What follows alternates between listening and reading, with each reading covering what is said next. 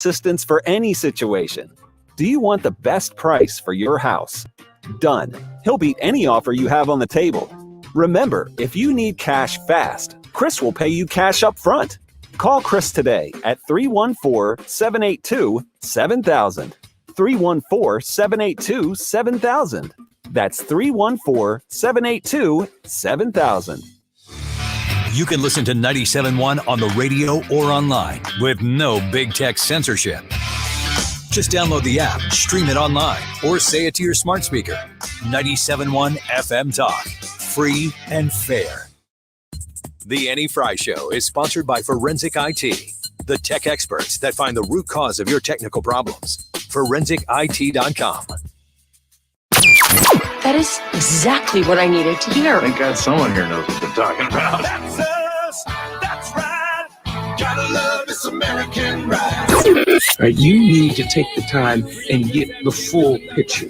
Come on, turn the radio on. It's Saturday and I won't be long. Don't get me wrong, I love the ladies. I mean, they rev my engine, but they don't belong in the newsroom. It is Anchor Man, not Anchor Lady. What do you want from me? I'm not America's sweetheart.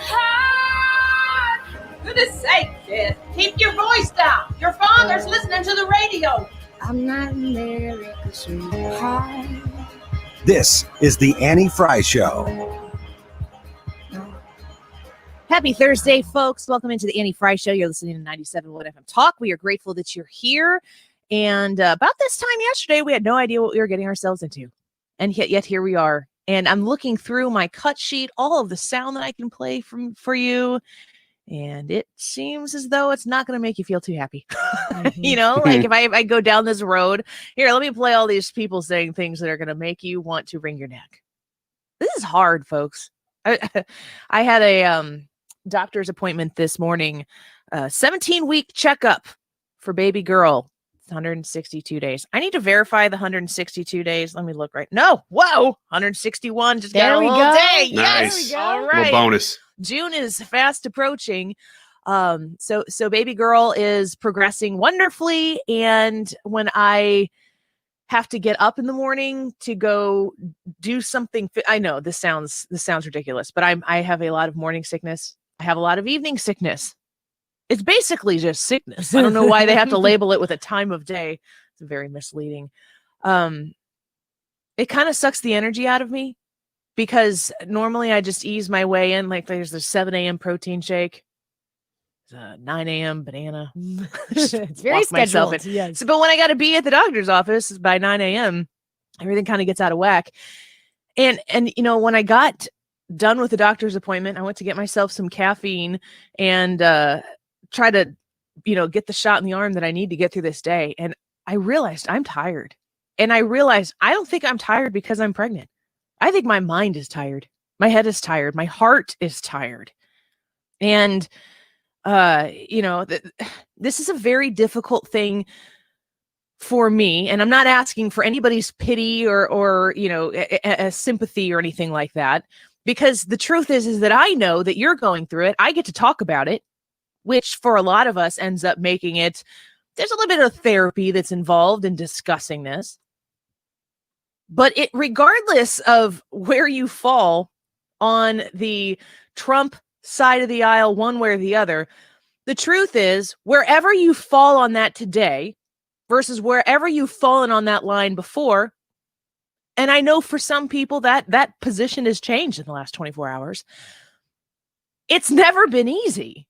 It wasn't easy 48 hours ago. It wasn't easy 24 hours ago when we started this show yesterday thinking we were in for a wild ride of a joint session where we were going to see objections to electoral votes. That's not easy. It's not simple to invest yourself in these things, to know what's going on, to care about what's going on, and then to go into your life and to shoulder that load. It is very difficult to do. And if it wasn't possible before, today it's even more difficult. And you're bearing this burden now. Maybe you're at your lunch break right now and you think, well, I'll tune in turn on 97.1 and see if there's any new news.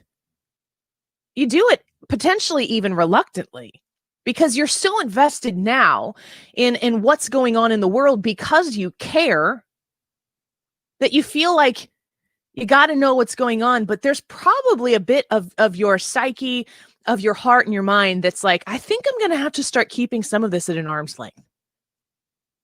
I think that there is a position that you're going to have to take where I can't do this to myself anymore.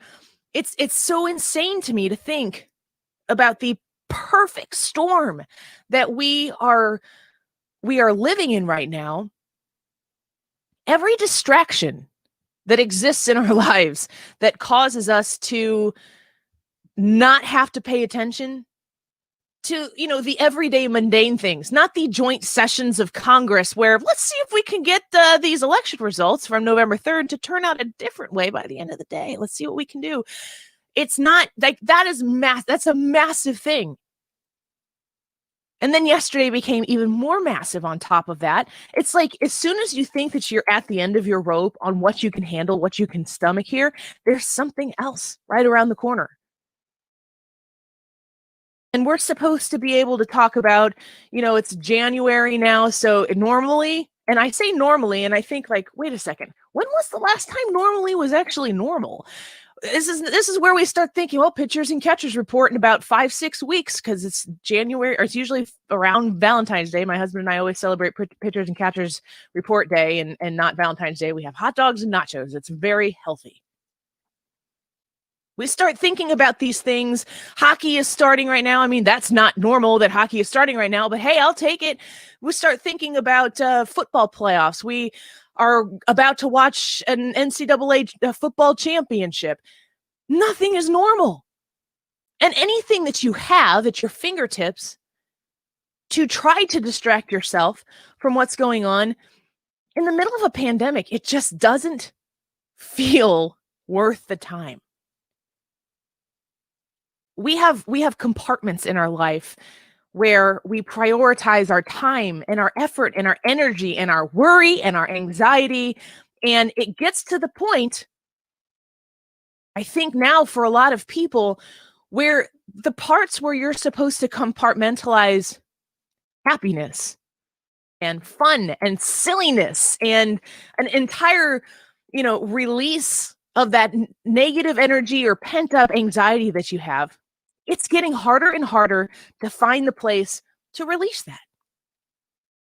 And then my job is to come here and tell you, like, all right, so if I don't want to talk about where we all are positioned on, the events of yesterday, because it's a very sad and scary thing to talk about, I got an idea. Let's talk about what the Democrats are going to do with both chambers of Congress and the presidency. Let's talk about that. What could they get done in 2 years before we get to vote for senators again, or possibly take the majority in the House?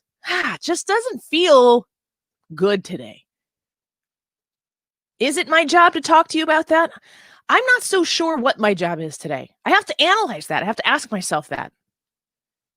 Last night I did an extra bonus hour of radio from 10 to 11 p.m. of live breaking coverage with one Carl Middleman, which is funny because as highly produced as this show is, compliments to Katie Fitzpatrick, that kind of came about in the middle of the evening last night because we wanted to continue to have live coverage for you, specifically dedicated to what was going on. Because while I was on the air last night at 10 p.m., they were doing votes in the House and the Senate. They were together going through the process that we thought that they would be going through the first show that I did yesterday at noon.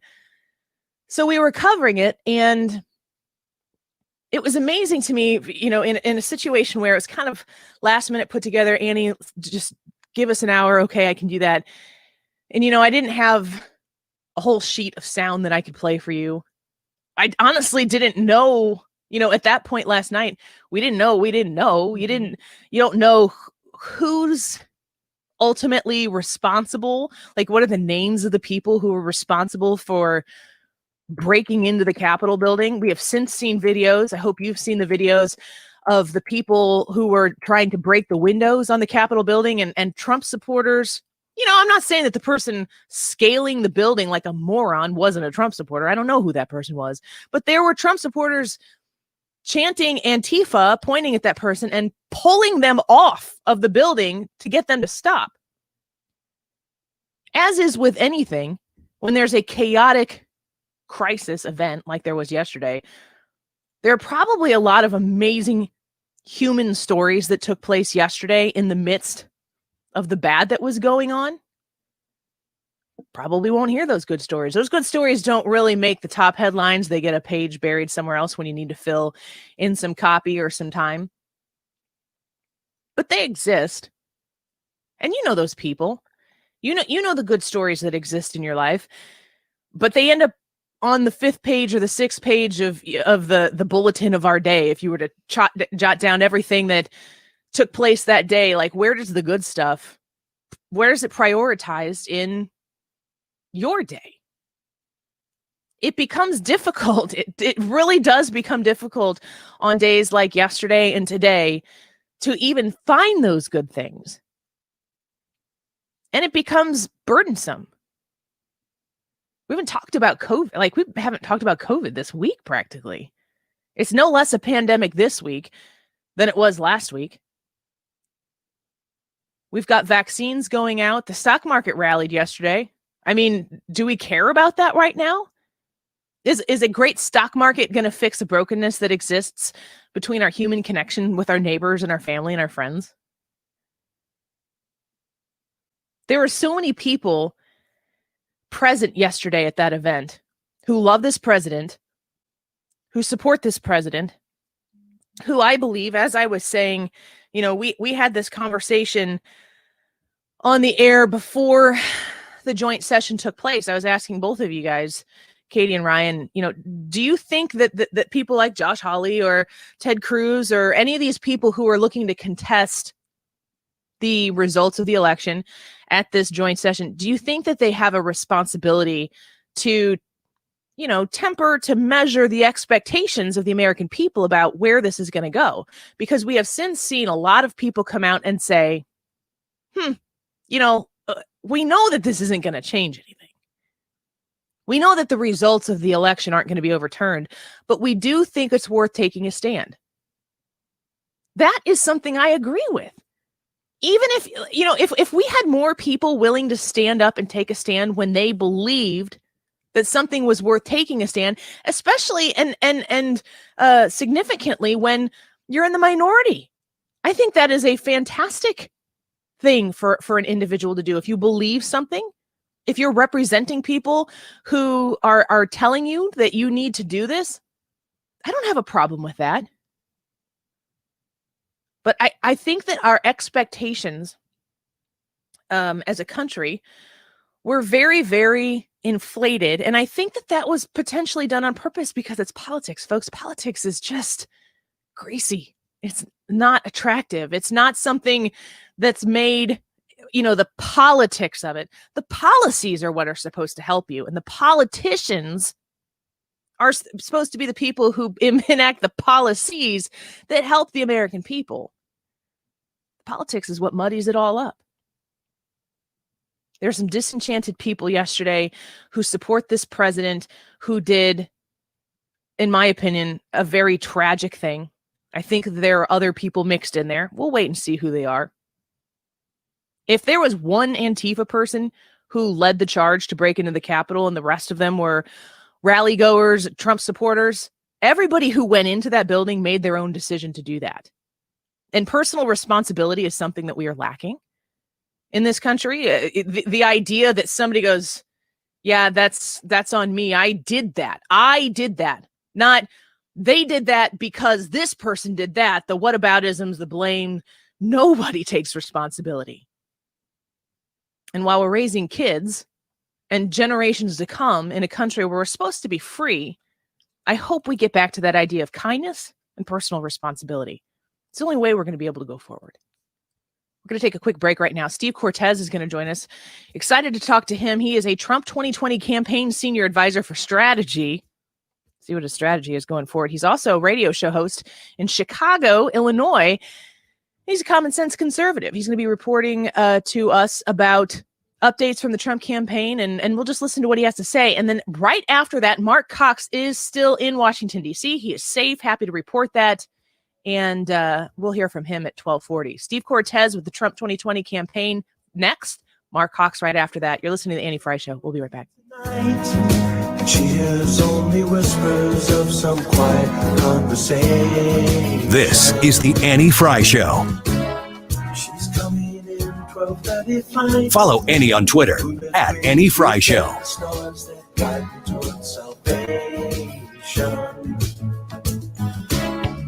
Right now, Allstate has almost as many ways to save as there are types of music. Save for being a new customer. Save more for adding DriveWise. And save even more for driving safely. Visit Allstate.com or contact your local agent to get a quote. Find out how much you can save today. Allstate. Now that should be music to your ears. Not available in every state. New customer savings based on early signing discount. DriveWise is an optional feature. Savings vary based on how you buy. Subject to terms and conditions. Allstate Fire and Casualty Insurance Company and affiliates, Smithbrook, Illinois. When the idea of divorce becomes a reality, you need someone on your side. If you are a man in this situation, you should consider contacting Cordell & Cordell, who has helped men navigate complex family legal issues for 30 years. Contact Cordell & Cordell to schedule an appointment with one of our firm's St. Louis area attorneys online at CordellCordell.com. The choice of a lawyer is an important decision and should not be based solely upon advertisements. 600 Kelwood Parkway, Suite 310, Chesterfield, Missouri, 63017. Joseph Cordell, Principal Partner. If you want the garage door company trusted here since 1926, always look for the Red Ribbon of Overhead Door Company of St. Louis. The only authorized dealer of the genuine, original overhead door products in St. Louis. Get same-day service and repair on all brands of garage doors and openers. Convenient evening and weekend appointments available for no extra charge. Visit the showroom or schedule online at overheaddoorsstlouis.com. Call 314-781-5200. Hi, this is Lance Drury with the Lance Drury Law Firm here in St. Louis. I've been warning our clients that IRS employees are back at work since mid-July, and their collection efforts have ramped up. Well, sure enough, it looks like it's happening. So if you have unfiled tax returns, wage levies, bank levies, or tax liens, now's the time to call the Lance Drury Law Firm before the IRS calls you. Tax resolution plans are based off your current income. So if your current income is less than normal due to the COVID-19 pandemic, this is precisely the time for the Lance Drury Law Firm to help you. Your consultation is free, so don't put it off. The Lance Drury Law Firm focuses solely on tax resolution law. It's all we do. And if you have IRS problems, you have legal problems. Let us use our tax law resolution experience to guide you and work on your custom resolution plan. Call now. It's free and confidential. Call me, Lance Drury, at 314-260-6120 or go to Lance, DRURY law.com. The choice of a lawyer is an important decision and should not be based solely upon advertisements. Mike Capel here, serial entrepreneur with words from another happy payroll customer. I've used it for a year now, and I've worried 0 time. I just enter in the time, it's calculated, and it's taken out a bank account, and it's just done. I love it. Visit us at patriotsoftware.com. Use promo code RADIO and get 2 months of payroll free. That's patriotsoftware.com. Accounting and payroll, keep your time and money. You're looking for some fantastic flooring at a good value? Well, I have just the place for you. Michael's Flooring Outlet. You can check them out online right now. Visit michaelsflooringoutlet.com. Let's talk about their Smart Strand Forever Clean flooring. It's the most durable, easiest to clean carpet on the planet. Proven in more than 7 million homes for over 10 years as the perfect carpet for families with kids and pets. I can certainly identify with that, with the little ones running all over the place, and you never know what they're going to track in or what the dog's going to bring in. It's good to have some carpet, some flooring that you can rely on. The only carpet with permanent built-in stain and soil protection that will not wear or wash off. Smart Strand Forever Clean All Pet is the only carpet protection and warranty for all pets, all accidents, all the time. Smart Strand Silk Forever Clean. It's luxuriously soft without sacrificing durability or cleanability. With that astonishing softness, you get maximum durability as well. Visit Michael's Flooring Outlet at any of their 3 conveniently located locations in the St. Louis area, in St. Charles County, West County, and Darden Prairie. You can go online right now, michaelsflooringoutlet.com. The latest local forecast and severe weather coverage you can count on from the name in St. Louis weather. This is 97.1's Chief Meteorologist, Dave Murray. On 97.1 FM Talk, powered by Air Comfort Service.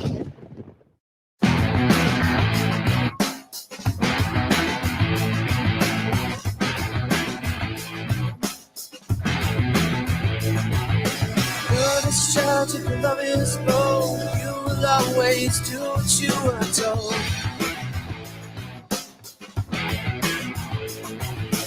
Love is hard, love is strong. You will never say that you were wrong.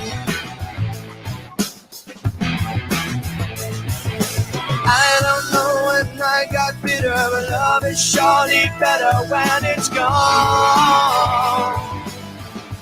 We defended our capital today.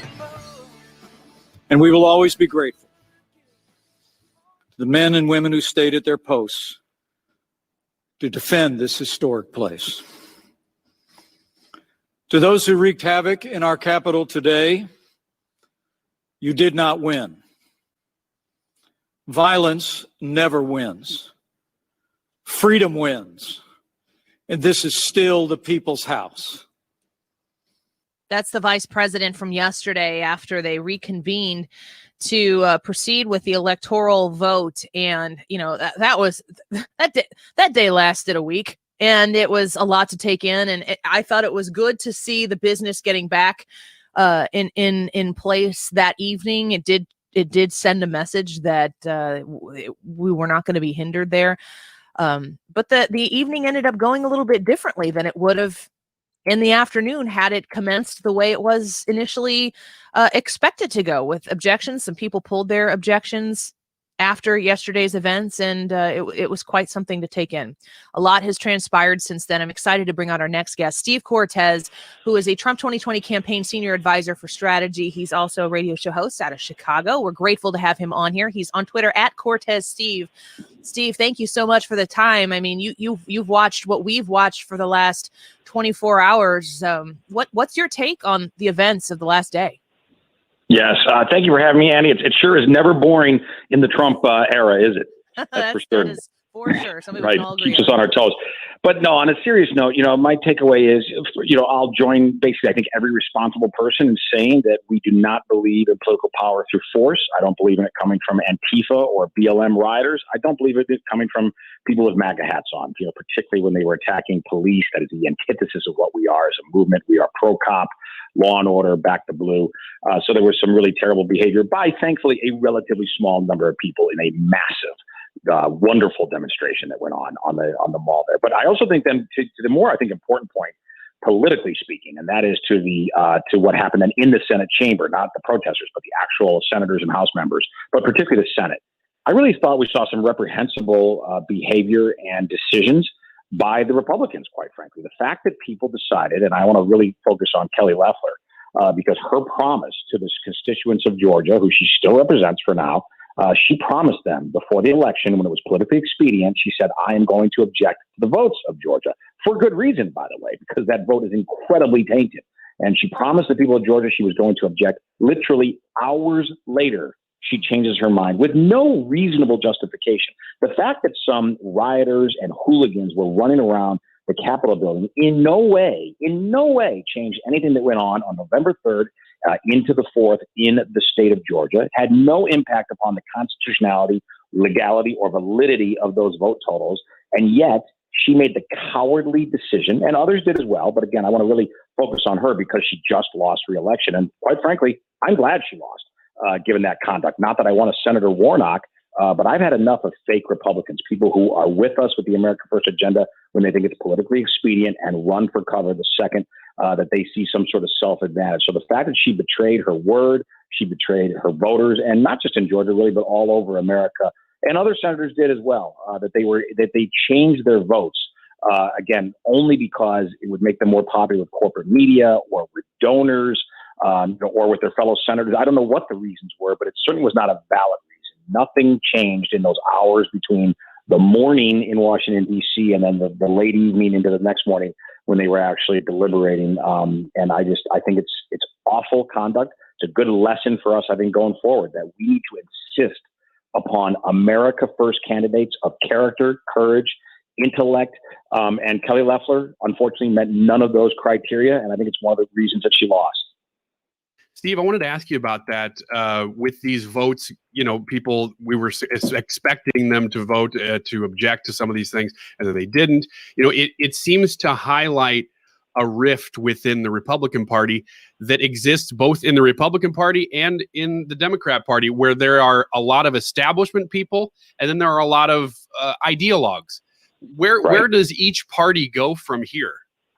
Sure. No, listen, you're exactly right. There is certainly a rift, to put it mildly, right, within both parties, because there are populists on both sides. And by the way, we share some things in common with the leftist populists. We really do. I mean, we in the America First movement, we have some common goals with the Bernie crowd, for example. Now, there's a lot of things we vehemently disagree on, and I'll never sugarcoat that. But when it comes, for instance, to China or trade policy, we actually align very closely with the populist left. They have their battle ongoing with the Democratic establishment, which is largely represented by Joe Biden and sort of the corporatist globalist wing of the Democratic Party. But here's the difference, and I think this is a key difference. Their voter base is very much divided as well. So most of their power brokers belong to their establishment side. Their voter base is relatively split. Depends where in the country, of course, but for the most part, they're split. On our side, the voter base is not split at all. The voter base is overwhelmingly a Trump nationalist America First crowd. I mean, we have effectively taken over the Republican Party as far as voters. Now, the office holders, very different story. If anything, particularly in the Senate, it leans very much the other way, right, toward establishment figures. But that's a legacy issue. You know, that's because this movement is young. It is very new to power in the White House, barely in power at all in the United States Senate. You'll get gaining more power in the House. That is the natural progression of things. But it can appear, and I think corporate media wants to make it appear as though within the party as a whole, you know, there's this massive split. There is among office holders, but there's not among voters. I mean, voters are overwhelmingly in agreement with Trump, overwhelmingly in agreement with the America First agenda. So, you know, thankfully, I think we already had that battle on our side in 2016 among the voters, which the Democratic Party still really needs to have. But we clearly have, you know, to your point, a big chasm between a lot of office holders, you know, people like Mitt Romney, for example, you know, to pick out probably the worst, in my view, the worst of the establishment politicians, you know, who agrees with us on dang near nothing, you know. But again, over time, I think that and I think when I say over time, I don't mean take decades. I mean starting in 2022. I believe we're going to take the House back. You know, we made enormous gains this election. This president had enormous coattails. He allegedly had no coat, which doesn't make any sense. Of course, we think that's because of fraud and cheating, but he had incredible coattails, elected a lot of terrific new House members from places that Republicans normally don't win, like California. And I believe that we're within striking distance of getting the majority, and not just a majority, you know, where we had a Paul Ryan, Speaker of the House, you know, establishmentarian. I mean, having a solid, actual conservative majority, and that's pretty exciting. We're speaking with Steve Cortes, the Trump 2020 campaign senior advisor for strategy. Let's just engage in a little bit of an exercise here, because you're talking about a solid Republican conservative voter base. Let's look at the Trump resume. Let's cover the name at the top of the resume up, and let's look at what has been accomplished in these 4 years of this Trump administration. If you're talking to somebody strictly on policy and direction, because we are about to see what the far left progressive party is capable of here in the next 2 years, comparatively speaking, what has this administration accomplished? And explaining it to people without having to insert the polarizing name of Donald Trump. Right. It's been an enormously successful administration. No, absolutely. Listen, I would argue the most consequential and successful 4 years of any president in modern American history. And I don't think that's an exaggeration. And what I would point to specifically are a few issues. Number one would be the economy, that he absolutely transformed the American economy, that he rewarded workers. And that is critical. Workers have been languishing for 2 decades, and really more than that even, but particularly the last 2 decades in the United States, largely because of offshoring, because of terrible trade deals that abused American workers, also because of onerous taxation and regulation, which were so stifling to small business. The president's agenda reversed all of that. And 2019, before our country was unfortunately hit by the China virus, as was the world, in 2019, we saw the best year for American workers in all of U.S. history. And that's not my opinion. That's the actual data, 6.8% wage growth overall, the highest ever by a mile, even better than that for blue collar workers, for minority workers. So I would point to the economy, number one. And then number two, if we're sort of going to go home and abroad, that's sort of the home story. Then secondly, I would tell them the abroad story is the America First foreign policy of realism and restraint. After 2 decades of constant war, both of his predecessors, Bush and Obama, engaged in nation building and interventionism everywhere in the world, most of which was folly. It did not increase America's security, but it cost us enormously in blood and treasure. With grave harm to our nation. This president reversed all of that. He believes in an America First policy when it comes to foreign policy, much to the chagrin of the foreign policy establishment, who has been wrong at every turn for decades in the United States. So I think when it comes to prosperity at home and a restrained policy of restraint abroad, I really believe those are the 2 macro issues of success. I mean, I could go on and on about his successes, but I think those are the 2 most macro prevailing successes of these 4 years that, take Trump's name out of it, to your point, I think are very sellable, would be persuadable to just about any American who has an open mind. Yeah, absolutely. And again, like as I said, the alternative that's about to be right there, comparable to what we've had these last 4 years. I think that the successes are going to bear themselves out in plain sight. Steve, we've enjoyed having these conversations with you. We look forward to potentially doing this in the future. Also, I would love to pick your brain sometime about some Illinois issues that we're facing, especially some of the law enforcement changes that our state legislature is trying to sneak by here. And we're going to talk about that later in the show. But I want to ask you real quick before I let you go. People are looking to 2022, 2024. What do we do next? How are we going to take back some of this power, some of this authority? I want to ask you, especially in the state of Illinois, with a supermajority of Democrats in the House and in the Senate, with a J.B. Pritzker, Lord Pritzker as the governor, how important is it? We can talk about the presidential campaign, Senate campaigns, Tammy Duckworth, so on and so forth, but how important is it for states to get their acts together in their state legislatures as soon as possible? Oh gosh, it's hard to exaggerate how important it is, right? Donald Trump would be sworn in easily, in my opinion, on January 20th in just 2 weeks, if we had good governors and legislatures in the swing states, in these 6 states where we have Republican legislatures, by the way, but feckless Republican legislatures and legislators, the individual leaders there. So it's incredibly important, as it should be, right? I mean, we have a federalist system. We don't really have a national election. We have 50 separate elections, and it should be that way. The founders wanted it that way, but that impresses upon us the importance of electing really strong leaders locally. I do have to tell you, Annie, and listen, I hate to be pessimistic. I see very little hope for Illinois. I really do. I mean, I just don't. I don't see much of a chance of things reversing here. I think all of the states around us are trending in the right direction. I know you have a lot of listeners in Missouri. I think Missouri, thankfully, things are looking very much up. And by the way, a lot of those states benefiting from the mistakes of Illinois because people are moving there, businesses are moving there. My son, I live in Chicago. My son played football in Indiana. We spent a lot of money in Indiana getting gas, going shopping while he was at practice or games. It was ridiculous that we had to cross the border to play kids' sports. It's insane. But regardless, we gladly spent a good amount of money and we were hardly alone. So, and that's just one tiny example of the macro trend of how Illinois is benefiting its neighbors through our terrible policies here in the land of Lincoln. You live in Chicago, you buy your gas in Indiana. I think you might be coming out ahead on that deal. Right. I buy my gas in St. Louis. I've been protesting since July of 2 years ago. So thank you, Steve. It's a pleasure to have you on the show. We look forward to talking to you again. Thank you for what you do and what you've contributed here. We appreciate you. You bet. Thank you, Annie. Bye-bye. Steve Cortes is the Trump 2020 campaign senior advisor for strategy. He also has a show on AM 560, The Answer in Chicago. You can check out his podcast. That's pretty cool. Glad to have him on here. Good to have other common sense conservatives on this show, especially when they are from Chicago in the state of Illinois. We found the one. There are actually a lot more of them. Did you know that the biggest contingent of Republicans in any county is in Cook County? That's how big Cook County is. They just have so many people that even though they're overrun by far left liberal Democrats, there still are a lot of Republicans there when you compare population to population. So I don't know. Steve doesn't seem to have very much hope for the future. Let's talk to Marc Cox when we come back. He is in Washington, D.C. He was there yesterday. He took in the events with his own eyes, his own ears, and he is going to report to us in about 5 minutes or so what his experience is today. Stick around. Marc Cox of the Marc Cox Morning Show with us in just a minute.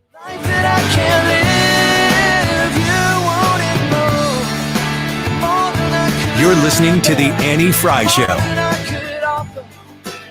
Find the podcast, on-demand audio, and more at 971talk.com/Annie.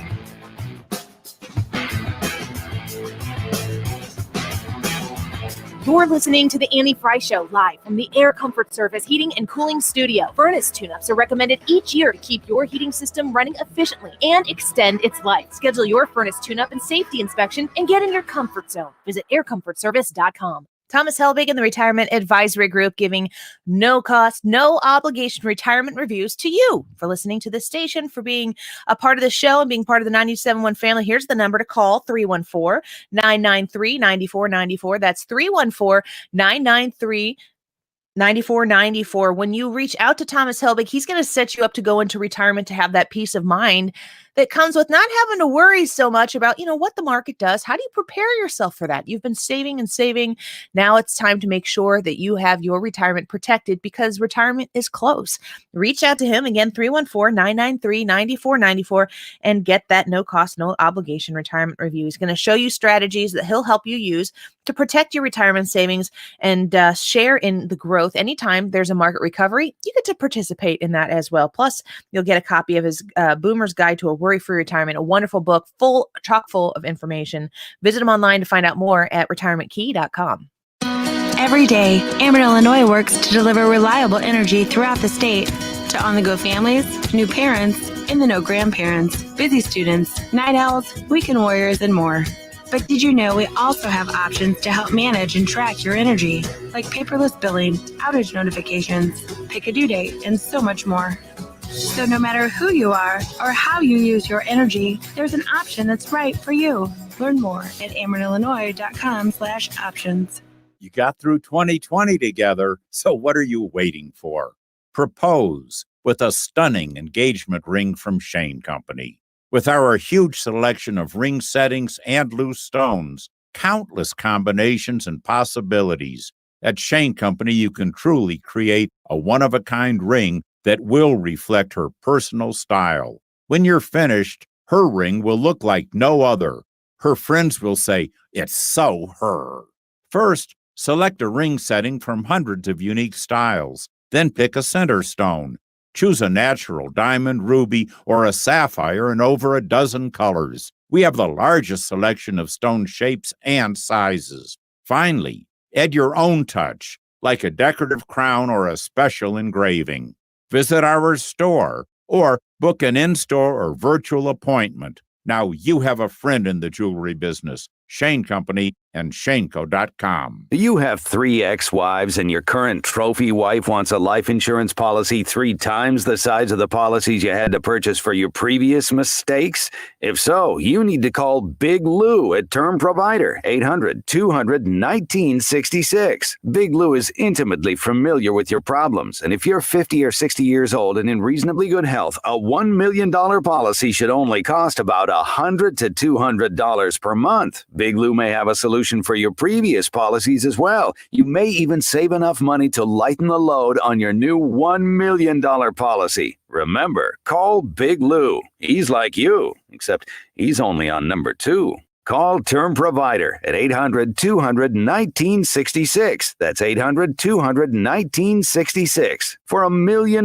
in term life insurance that you can live with. Call Big Lou at 800-200-1966. 800-200-1966.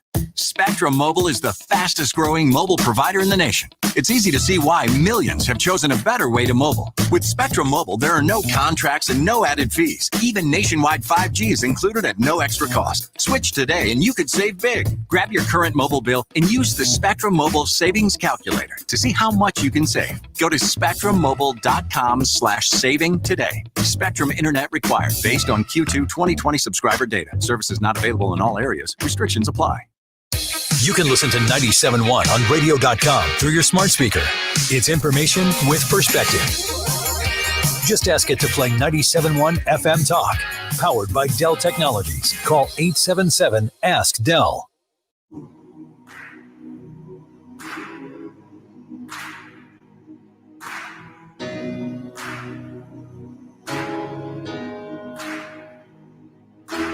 Ramblers in the wilderness, we can't find what we need. We get a little restless from the search and get a little worn down in between. Like a bull chasing the matadors, a man left with his own schemes. Everybody Everybody needs someone beside them, shining like a lighthouse from the sea. Knew that people were upset outside, so why weren't there more people there to protect y'all?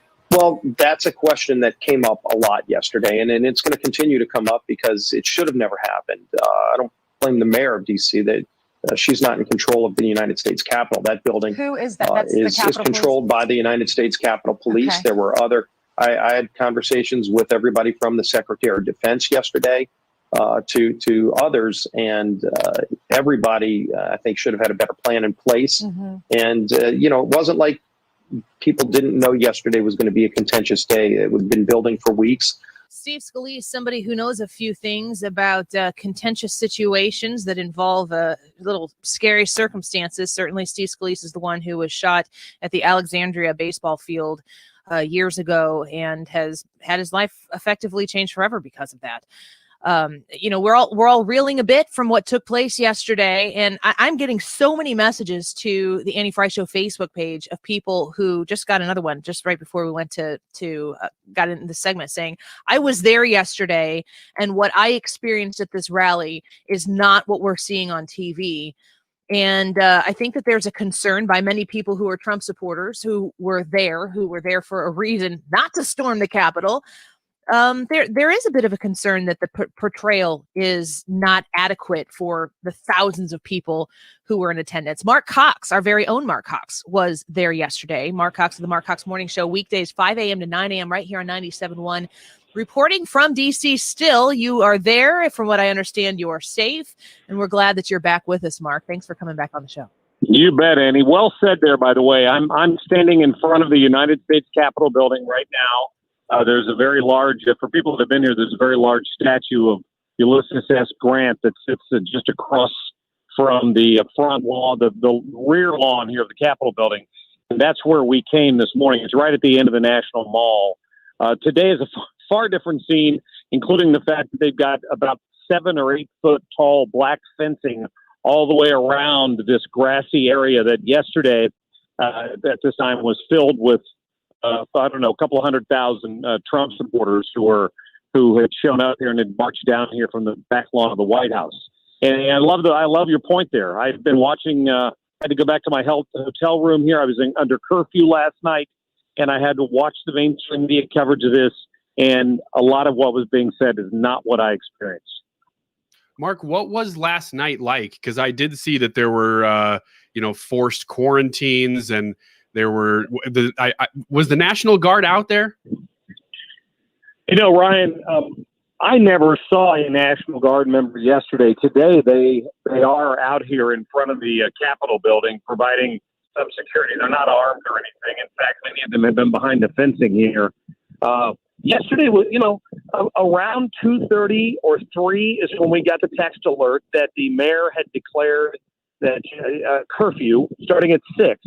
Which gave us all about 3 hours, maybe a little more than that. There were still people out here later than that, but later than me, I should say. But that gave us all plenty of time to leave the grounds and make our way back to our hotel. I mean, I ended up having to get on a metro train and walk way uptown to find a station to get all the way back over to Georgetown where we were staying. So yeah, it was, we didn't go out. We honored the curfew. We stayed in our hotel room. Might not have had a couple of libations, and we just waited it out. So, Mark, as you've been in Washington, D.C., I mean, I don't know what you went there expecting to have happen, but when it came time for the joint session to reconvene late last night, it didn't go the way it would have gone had it taken place on time in a timely manner yesterday afternoon. There were people who backed down from contesting results that they had previously committed to contesting.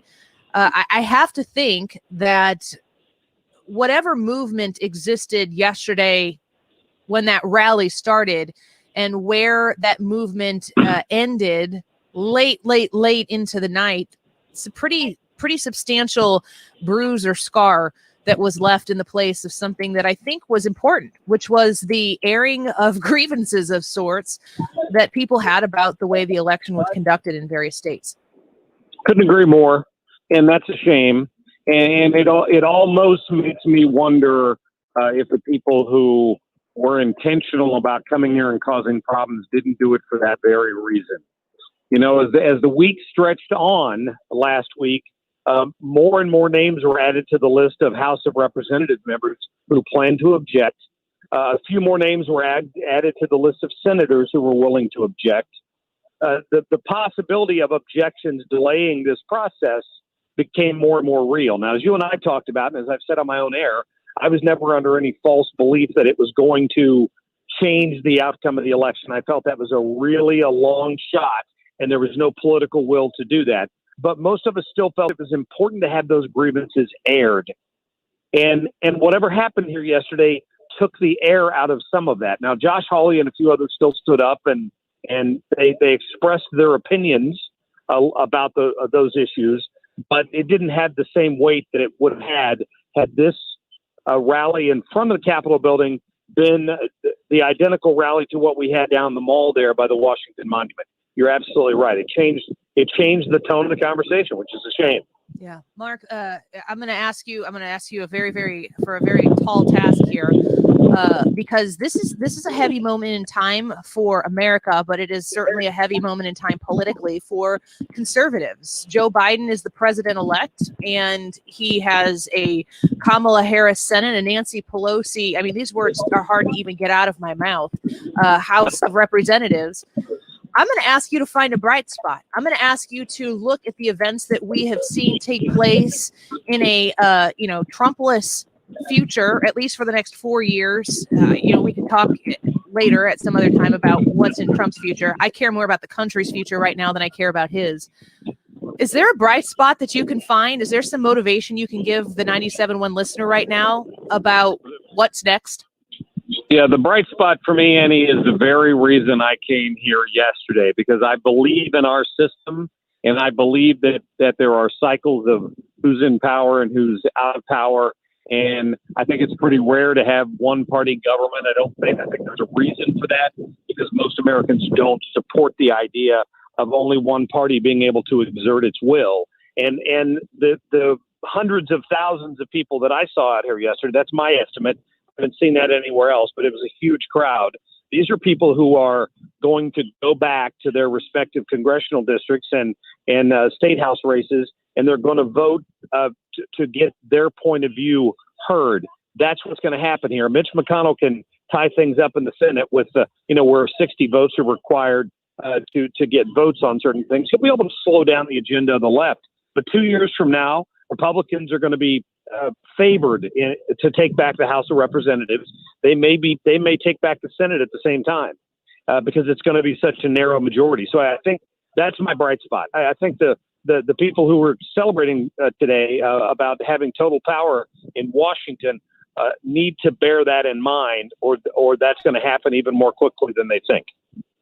Mark, the average person today who's a conservative is going, man, where do I go from here? How do they get involved? How would you suggest they get involved in a more localized version of government than just voting for the president? I love that question, Ryan, and I've been preaching this for a couple of years. Most people probably don't even know who their township trustees are. I mean, every city and county in the St. Louis area, and I'm sure in Southern Illinois, they have local people who are you never hear from. You never see their names in the paper, rarely. Who are the ones working to find candidates for political office, to identify important issues. If you are so moved and you feel like you want to be part of that process, that's where you have to start. You don't just suddenly decide to run for office one day and go plant signs all over town. You need to have the backing of your local political township trustees who can, whether it's Republican or Democrat, but the one I'm thinking of obviously right now are the Republicans, and tell them you want to get involved. And that's how you get started. That's how you make a difference in politics these days, certainly at the local level. And that's going to be important as well. And Mark, I think it's important too to highlight for folks who think, well, I'm not qualified for that. I can't step into that fray. I don't know what I need to do. I mean, I'm sure it's daunting at first when you don't know those steps, but we need average, normal, common sense people stepping up who are sick of the way things are headed. And I just think local government is an enormous place for people who are motivated right now to try to apply themselves. Well, I would just point out that if people like Nancy Pelosi can rise to the third most powerful position in America you can too. That's what I would say to them. A lot of these Adam Schiff, a lot of these people that we've seen in Washington, and there's some Republicans certainly that fit that mold as well, are no more qualified to hold that job than you would be. They may have a few more years of experience, but when Nancy Pelosi got there, the only experience she'd had was watching her father destroy the city of Baltimore. So if she can do it, you can do it. And I just think that it just takes a political will to want to get involved. And you may not be successful. You may have to run several times to make that become a reality. And if you're Nancy Pelosi, look at all the ice cream you get with it. I mean, that's motivation. Well, true. And right now. Nice double refrigerators and everything. It's fantastic. Mark, stay safe. We are grateful for all of the coverage you've provided the station in the last 24 hours. Very grateful to have an eyewitness, and we hope you have safe travels back home. Thanks for coming on with us. Annie, I appreciate that. Thanks to you and Katie. Appreciate it. Ryan, thank you. Take care. Marc Cox, the Marc Cox Morning Show, weekdays, 5 a.m. to 9 a.m. Stick around. We are going to talk to Tyrus in just a minute. So here's the scenario. If you owe more than $250,000 on your home right now, and your interest rate is currently in the 3s, do you even know what your interest rate is? Probably you do, because you're a responsible, informed adult. But if you don't hurt yourself over it too much, but do find out, because if your interest rate is in the 3s and you owe $250,000 or more, I've got an opportunity for you. It's with Stewart's American Mortgage, and it's with the Bagel Loan. You're going to get a lower monthly payment, or you can keep your payment right where it is right now. If you are hearing this, you're like, my mortgage payment is fine. It's cool. What if you could shave years off the length of your loan? Do it and save, save, save. The Bagel Loan doesn't charge you fees that all these other lenders are absolutely going to charge you for. It's how Stewie set up Stewart's American Mortgage. Here's what you need to do to get started. Call or text 314-324-4440. That's 314-324-4440. Stewie's waiting for your phone call. He loves to hear from Andy Frey Show listeners, so make sure you mention my name when you reach out to him. You can Google the Bagel Loan, NMLS number 226715. Need new tires or auto service? Check out the great deals at Dobbs Tire and Auto Centers at gotodobbs.com. Find big savings on the best tire brands and expert auto service. Shop our deals, then come into a Dobbs near you. Click on gotodobbs.com today. Your energy needs are changing. That's why Ameren Missouri isn't waiting on the future. They're building it with a smart energy plan advancing thousands of projects across the state. That's energy at work. Learn more at amerenmissouri.com/plan. Hi, I'm Ryan Kelly with thehomeloanexpert.com. It's the first of the year and the housing market is already red hot. Homes are selling day one on the market with multiple offers, and it's only January. Industry experts are predicting that this will be the biggest year we've ever seen for home purchases. We need to get you pre-approved today. Start the new year off right and get pre-approved for your new home purchase by visiting thehomeloanexpert.com. KFTK FM Florissant, K254CR St. Louis, driven by the Bommarito Automotive Group, 97.1 FM Talk, a radio.com station. Justice and accountability. I'm Lisa Brady, Fox News. FBI Director Christopher Wray pledging both in a statement on yesterday's deadly attack at the Capitol, saying it betrays the values of our democracy to use activities protected by the First Amendment as a guise to incite violence. Meantime, the D.C. mayor is calling on Congress to create a nonpartisan commission on security failures. Washington, D.C. Mayor Democrat Muriel Bowser says the city's still in the midst of its response to Wednesday's protest that centered on the grounds of the U.S. Capitol. We will review for ourselves what occurred yesterday to commend those who performed heroically and to learn what mistakes were made. Curfews still in place there as police in Washington, along with the FBI, search through pictures and videos of protesters still being sought, with dozens arrested. 4 people died Wednesday, 3 of whom were told had medical emergencies. A U.S. Air Force veteran whose family says was unarmed, also shot and killed by Capitol Police. Fox's Jeff Manasso, one witness, says that protester had refused an order to stop climbing through a window. Senate Minority Leader Chuck Schumer says if the Senate's sergeant-at-arms doesn't vacate the position, he plans to fire him once Democrats have the majority, which is expected after this week's Georgia runoffs are certified. Schumer also says the president shouldn't spend one more day in office. He's among a growing number of lawmakers calling for either impeachment or for the vice president to invoke the 25th Amendment. Earlier today, the president did admit defeat for the first time in so many words. In a statement, President Trump promising an orderly transfer of power using Deputy Chief of Staff Dan Scavino's Twitter account. making the vow, even though he disagreed with the outcome of the election. Fox's Rachel Sutherland. Meantime, Transportation Chief Elaine Chao, the wife of Senate Leader Mitch McConnell, has just become the latest administration official to resign. America is listening to Fox News. I'm giving Jeb's Basement Renovations 1 star. He kept asking me what's behind the walls down there. I'm like, why? What do you know? No matter how hard you work for your small business, online reviewers will find something to complain about. And then he's like, you can trust me with the job. And I'm all like, trust? And while Progressive can't save you from these trolls, we can help you save money on commercial, auto, and business insurance. Yeah, he charged me less than he said he would, which is lying. Get a quote online today at progressivecommercial.com. Progressive Casualty Insurance Company, affiliated and third-party insurers. Newsmax TV is the biggest thing on cable news, with shows including Dick Morris, Rudy Giuliani, Michelle Malkin, Diamond and Silk, Mike Huckabee, Alan Dershowitz, and more. Every night, watch Newsmax's #1 show, Greg Kelly Reports. Greg Kelly tells you the truth about Trump. Newsmax is on all major cable systems. Check your guide or tell your operator you want Newsmax. 30 million Americans watch Newsmax TV. And download the Newsmax app on your smartphone. It's free, so get Newsmax TV anytime, anywhere. Air Comfort Service Heating and Cooling weather with Chief Meteorologist Dave Murray. A thick blanket of clouds continue to hang over St. Louis on this Thursday afternoon, and temperatures are rather cold. 39 for the high tonight. Clouds continue to dominate. 28 Friday, lots of clouds. Couple of snow flurries in the morning, but it's a cloudy day again and a cold day. 36 for the high. Saturday and Sunday, keep the clouds coming. Mostly cloudy skies and temperatures about 36, 37. Cold times. This is 97.1 FM Talk. Chief Meteorologist Dave Murray. Hey guys, Glover here for my friends at Zero Res. This is really, really nice. 2021 has arrived, thank God. Zero Res wants to thank all of their past and new customers by offering 21% off of all services for the month of January. That's pretty cool. Nothing is more important than being clean right now. Just check out Zero Res's review on Google and you'll see why they are the only choice when it comes to carpet cleaning and cleaning out your air ducts. The Zero Res difference is clear from the moment you walk in the door after they have done that job. So call Zero Res today at 314-474-2020, or you can book online at ZeroResSTL.com. Let them know you heard about them on the Glover Show, and everything we do is 21% off all January. Time to get your carpets clean, time to get those air ducts cleaned out. 10% discount for military, active, and veterans. 314-474-2020 for the DGS deal, 21% off during January. Have you heard about Chris Buys Homes in St. Louis? He's buying houses for cash. Call Chris today at 314-782-7000. Chris will buy your house for cash and pay you cash up front. Chris will buy houses in any price range and any location in St. Louis Metro. Do you own a house that needs thousands of dollars in repair?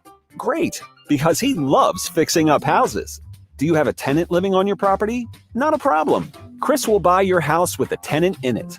Do you think your property will be difficult to sell? Easy. Chris will provide assistance for any situation. Do you want the best price for your house? Done. He'll beat any offer you have on the table. Remember, if you need cash fast, Chris will pay you cash up front. Call Chris today at 314-782-7000. 314-782-7000. That's 314-782-7000. With all of the market losses that some of you could have experienced over the last possible year, you want to make sure that you are fully prepared for your retirement if it's around the corner, and you need Thomas Helbig at the Retirement Advisory Group to do that. He is such a good person. It's nice to be able to hand you over to Thomas Helbig and know how secure and safe and sound you are going to be going into your retirement because of the Retirement Advisory Group and the expertise that you only get with Thomas Helbig.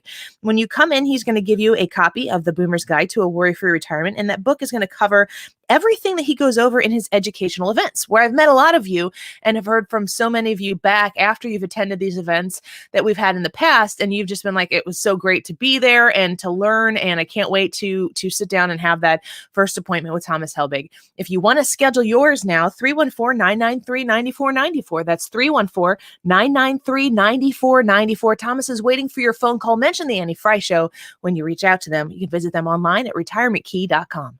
You want to retire soon, but everyone keeps telling you to wait until you're 65. After all, that's the age that you qualify for Medicare and you're close to full retirement age. I'm Marvin Mitchell, president of Compass Retirement Solutions.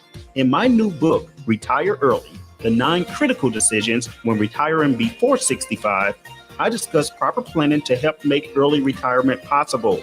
When to take Social Security, what to do with your 401k, healthcare, how to maximize retirement income, and much more.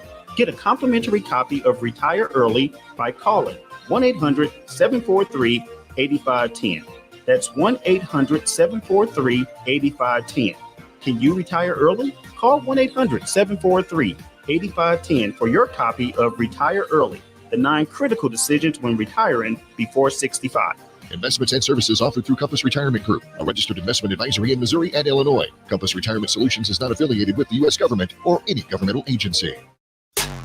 For everything that's happening, with analysis that's free and fair. This is 97.1 FM Talk. Don't miss a minute. Download the radio.com app or stream the station live anytime through your smart speaker. The Annie Frey Show is sponsored by Forensic IT, the tech experts that find the root cause of your technical problems. ForensicIT.com. That is exactly what I needed to hear. Thank God someone here knows what you're talking about. That's us. That's right. Gotta love this American ride. You need to take the time and get the full picture. Come on, turn the radio on a Saturday, and I won't be long. Don't get me wrong, I love the ladies. I mean, they rev my engine, but they don't belong in the newsroom. It is Anchor Man, not Anchor Lady. What do you want from me? I'm not America's sweetheart. Goodness sake, kid. Keep your voice down. Your father's listening to the radio. I'm not America's sweetheart. This is the Annie Frey Show. But this has been an election cycle like one we have never seen in our lifetimes. And these images today, I don't know where we go from here, to be very honest. I think this is a disturbing day for the country. And I hope that it leads us to, that the shock of it leads us to something better. So there's Martha McCollum reacting yesterday to what we all took in real time here during the show yesterday. We thought we were going to be covering a joint session, and we didn't know that we were going to be covering the chaos that took place on Capitol Hill. And it is a very important question. Where do we go from here? Because I'm seeing a lot of time being invested in how did we get to this place? And usually that's a good exercise in figuring out how to not repeat that and move forward. But I would say 24 hours out of what took place yesterday, the digging that's being done as to what caused us to be here, I don't know that it's really constructive. I don't know that anybody's trying to solve anything right now. They're just trying to push the blame anywhere but where and we sit individually. I want to ask Tyrus that question. He joins us each week. You're becoming like my most stable relationship. Enough said. Fox News contributor, host of Nuff Said on Fox Nation. You see him on the Greg Gutfeld Show and popping up here and there on Fox News from time to time. Tyrus, good to have you on. Crazy day yesterday. How are you feeling right now about the direction this country is headed in after what we've seen in the last 24 hours? If I said I was overly concerned, I think I would be exaggerating just a scotch. Yesterday was disappointing, and you don't want to see things like that happen. And when they do, you need to look no further than the individuals who chose to represent their country the way they did. I mean, we're a country of individual freedoms, and you always hear, what's the problem with individual freedoms? The individuals. And there were some people who made some really life-changing decisions yesterday to where I don't know if the gravity of what they did has sunk in yet. And probably when they are round up by the FBI and look at the years that they're facing for the Photoshop moment, I think they're going to really rethink things. We're lucky, extremely lucky that it didn't turn into a bloodbath yesterday. That could have been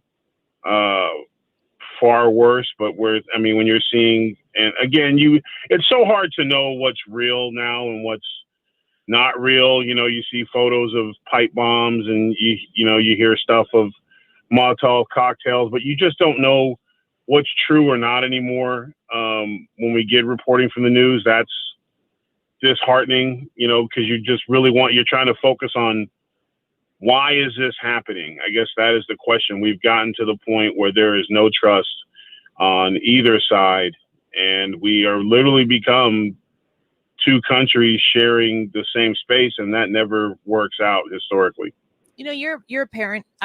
We were on the air yesterday, obviously noon to 3 here Central Time, and this was a live event for us to broadcast the play-by-play from. We went to some Fox News radio national coverage, but it was a very different thing for me as a grown person who understands the political tensions that are out there, to then be sitting, in my recliner chair after work was over when my kids got home from school, and my kids come in and they see what's going on, and just watching them watch what was taking place on Capitol Hill.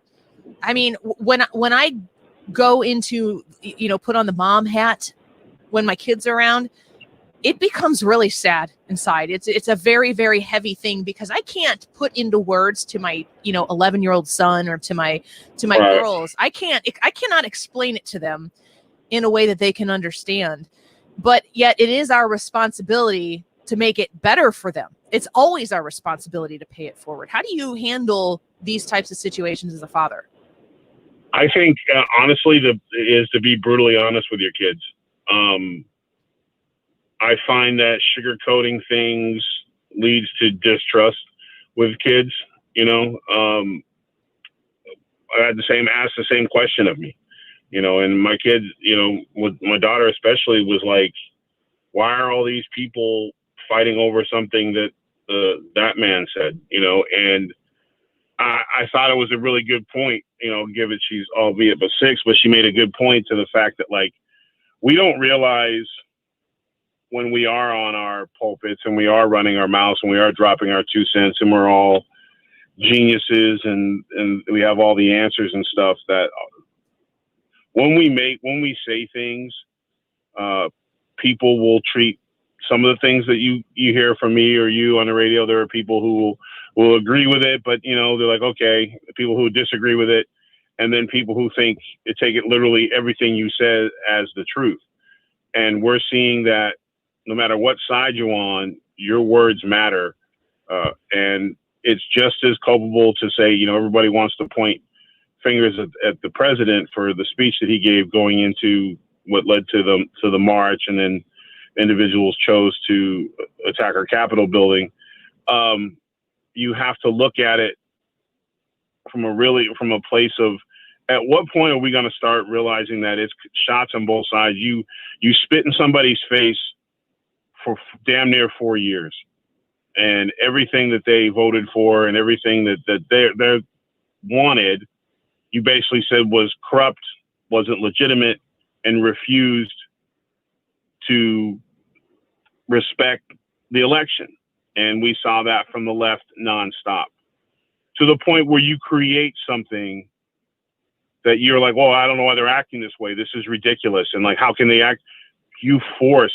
I'm not taking away responsibility from people who, once you make choices and you cross that line, you talk about drawing a sand in the line. For a lot of these people, they're drawing lines in concrete, because the lasting effects of this stuff spills over. And we're seeing that it's one thing to say, okay, let's all come together, but when it's always on your terms, nothing's going to get done. Like, you have to see responsibility shared on both sides. You have to see Democrats recognize the fact that they forced and pushed and continued to obstruct and go after the Republican Party and not respect the election. And now they're seeing it back, and they want to now they're real concerned with facts and truths and things like that, but they weren't concerned with those things when they didn't like the results. So until we start dealing with the hypocrisy, it's just, we're going to keep seeing things like this. It's such a close event, just happened yesterday, something that we all kind of through the news or through our media outlets experienced together, that it seems like it's so top of mind. So I don't want to make it to where it was yesterday, this watershed moment, but looking forward, are things going to change?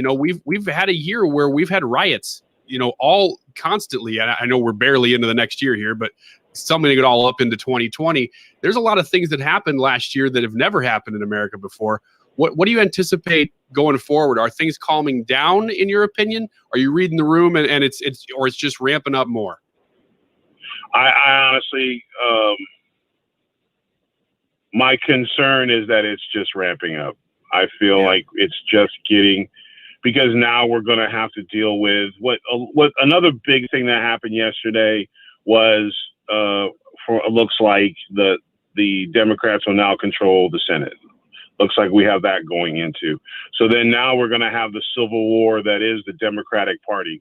A couple times in the show, I talked about how for Joe Biden to be able to be a moderate and be able to get things across both sides and try to work on some bipartisan issues, I thought it was crucial that the Republicans kept the Senate so that you would have balance.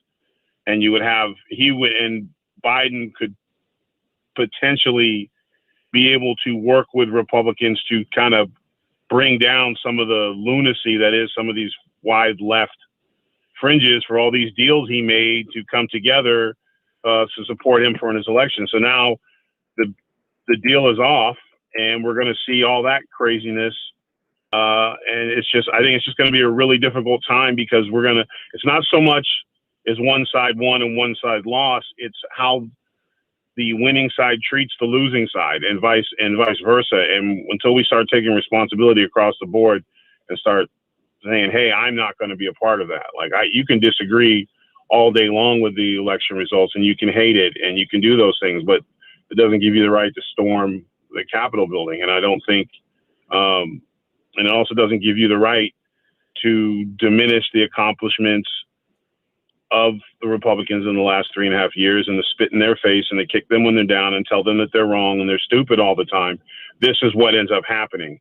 We are past the point of a conversation or one moment. It's not Hollywood.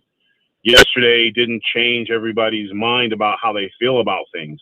Some people are going to take pause and be like, hey, I'm not going that far.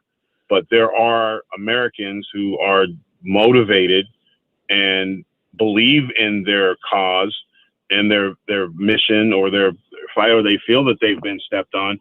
And I don't think that's going to go away anytime soon. I really don't.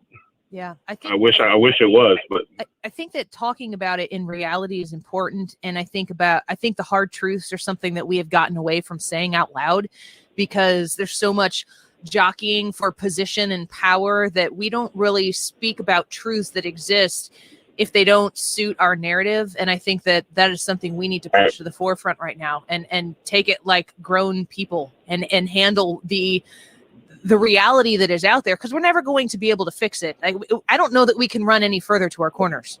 We are plastered up against the wall in the corner. That is such a great point. You are right. Everyone is that is the feeling. That is the best description of this situation that I've heard, and I've listened to everybody. It feels like you're in a corner because you got to come fighting when you come out, and you don't know which side is coming from. Like you just don't know. And that's what we're seeing. We're seeing and sometimes we have to be the adults in a room and say enough and stop making excuses and start owning some of our own arrogance. And you know what it is like everyone talks about COVID, the pandemic, but I also think we have a pandemic of narcissism in this country to where we have all just become 100%. So damn smart and we just know everything. And anyone who says anything different from us are idiots. And we're seeing that in the media too, where if you disagree with them or when they can't tell you a story without putting their spin on it. When you're trying to get actual news after 7:00 at night, try to find actual news. It's next to impossible. And depending on where you're flipping through, you're going to find out whether it was Armageddon or was a great thing. And we need to I think that was the other thing too. And you hate to see it is that some of these mainstream media outlets that are so focused on ratings, they anticipate conflating the drama to bigger than what it is. And make no mistake, what happened yesterday was historically horrible. But when it was over, the what's going to happen next, and who's going to do this and who's going to do that, and it's like you just see people throwing cups of gasoline on fires. You don't see people going, hey, this is where I can't talk about the other side, but I can talk about my side, and I'm not going to be a part of this anymore, and I need to look at how I talk to somebody who has a different belief system than I do, and I need to be respectful of people who put everything they had into supporting President Trump and really feeling wronged in the election. Doesn't matter whether you can tell them, oh, it doesn't matter. The facts are this and that. Doesn't matter. It really doesn't matter. It's how they feel. And there's reasons why they feel the certain way they feel, just like if it was the other way around, just like, all the Democrats that were on the ground screaming and crying when Hillary didn't win. Like there was a certain, and I think honestly, you can say a lot of things, you can make a lot of comments, but generally across the board, I think the Democrats were really given their platform to air all their grievances, and they weren't attacked or dragged out in the street and beat. You know what I'm saying? Like, yeah. I just feel to me like it was allowed to do that. It was allowed to question this, and they were allowed to question that. And it feels like because they're so after President Trump that no one who supports him or does anything with the Republican Party is a good person. They're all bad. And it's just, we're all walking around with blinders on, and we really need to just open our eyes, shut up and listen a little bit, and stop being so damn right all the time. Yeah. And being okay with being around people who don't agree with you and still being willing to have a beer and hang out and not care about the politics. The priority needs to be the human relationship. Tyrus, your first takes are, yeah, exactly. The takeaway here is relax, folks. Seriously. Relax.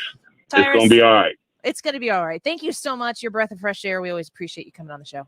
Thank you. Always a pleasure.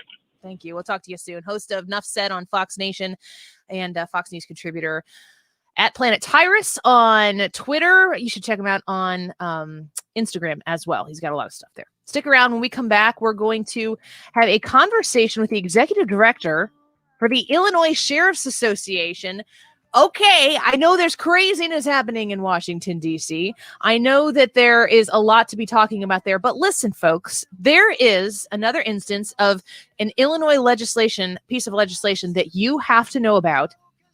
The Illinois General Assembly filed a 611-page bill that is going to eliminate law enforcement as we know it, is a social justice dream list. I'm going to talk to you about some of these things and speak with the executive director for the Illinois Sheriff's Association when we come back. Time for action, folks. Stick around. Don't go away. Clowns to the left of me, jokers to the right. Here I am, stuck in the middle with you. The Annie Frey Show is streaming online. Watch us live on YouTube and subscribe.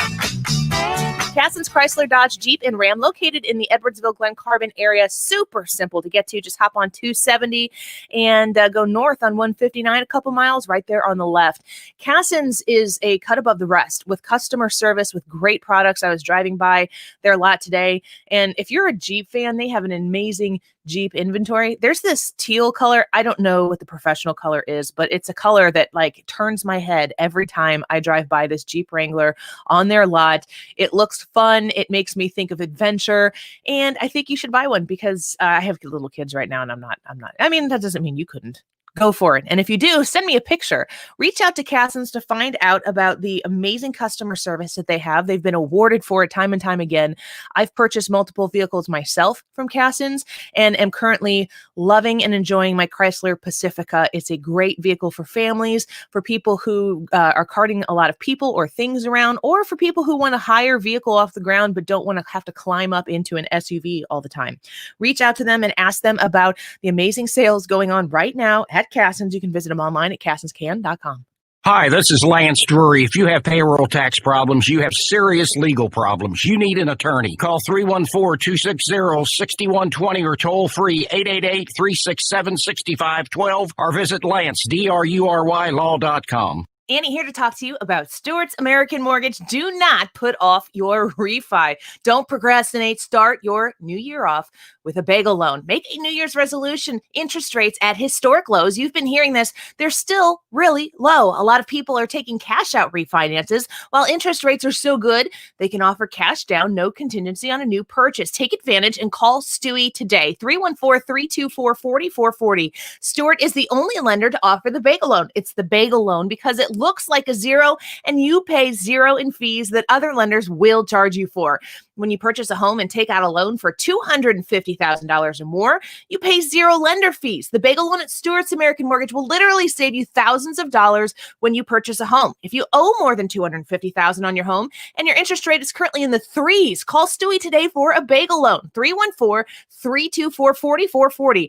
314-324-4440. Google the bagel loan, NMLS number 226715. A reading from the Golden Oak Lending Book of Mortgage Lingo. What is Zipline? It's Golden Oak's fast and easy online mortgage tool that leaves you with more time to plan a family movie night. I get to pick the movie. And clean up the popcorn you weren't planning on sharing. At Golden Oak Lending, we speak mortgage and love translating it. Right now, rates are at a historic low 2.5%. Visit goldenoaklending.com to use Zipline. NMLS 114937, 2.5% fixed, 2.655% APR on a conventional 15-year mortgage with 30% equity and approved credit. 111 Westport Plaza, St. Louis, Missouri.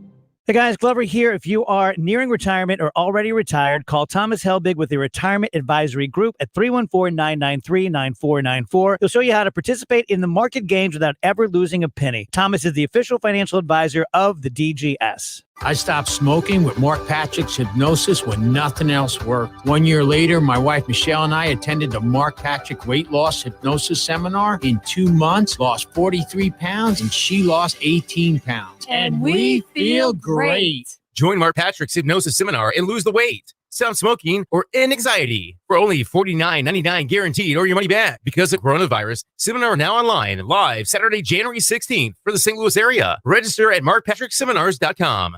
Your energy needs are changing. That's why Ameren, Missouri isn't waiting on the future.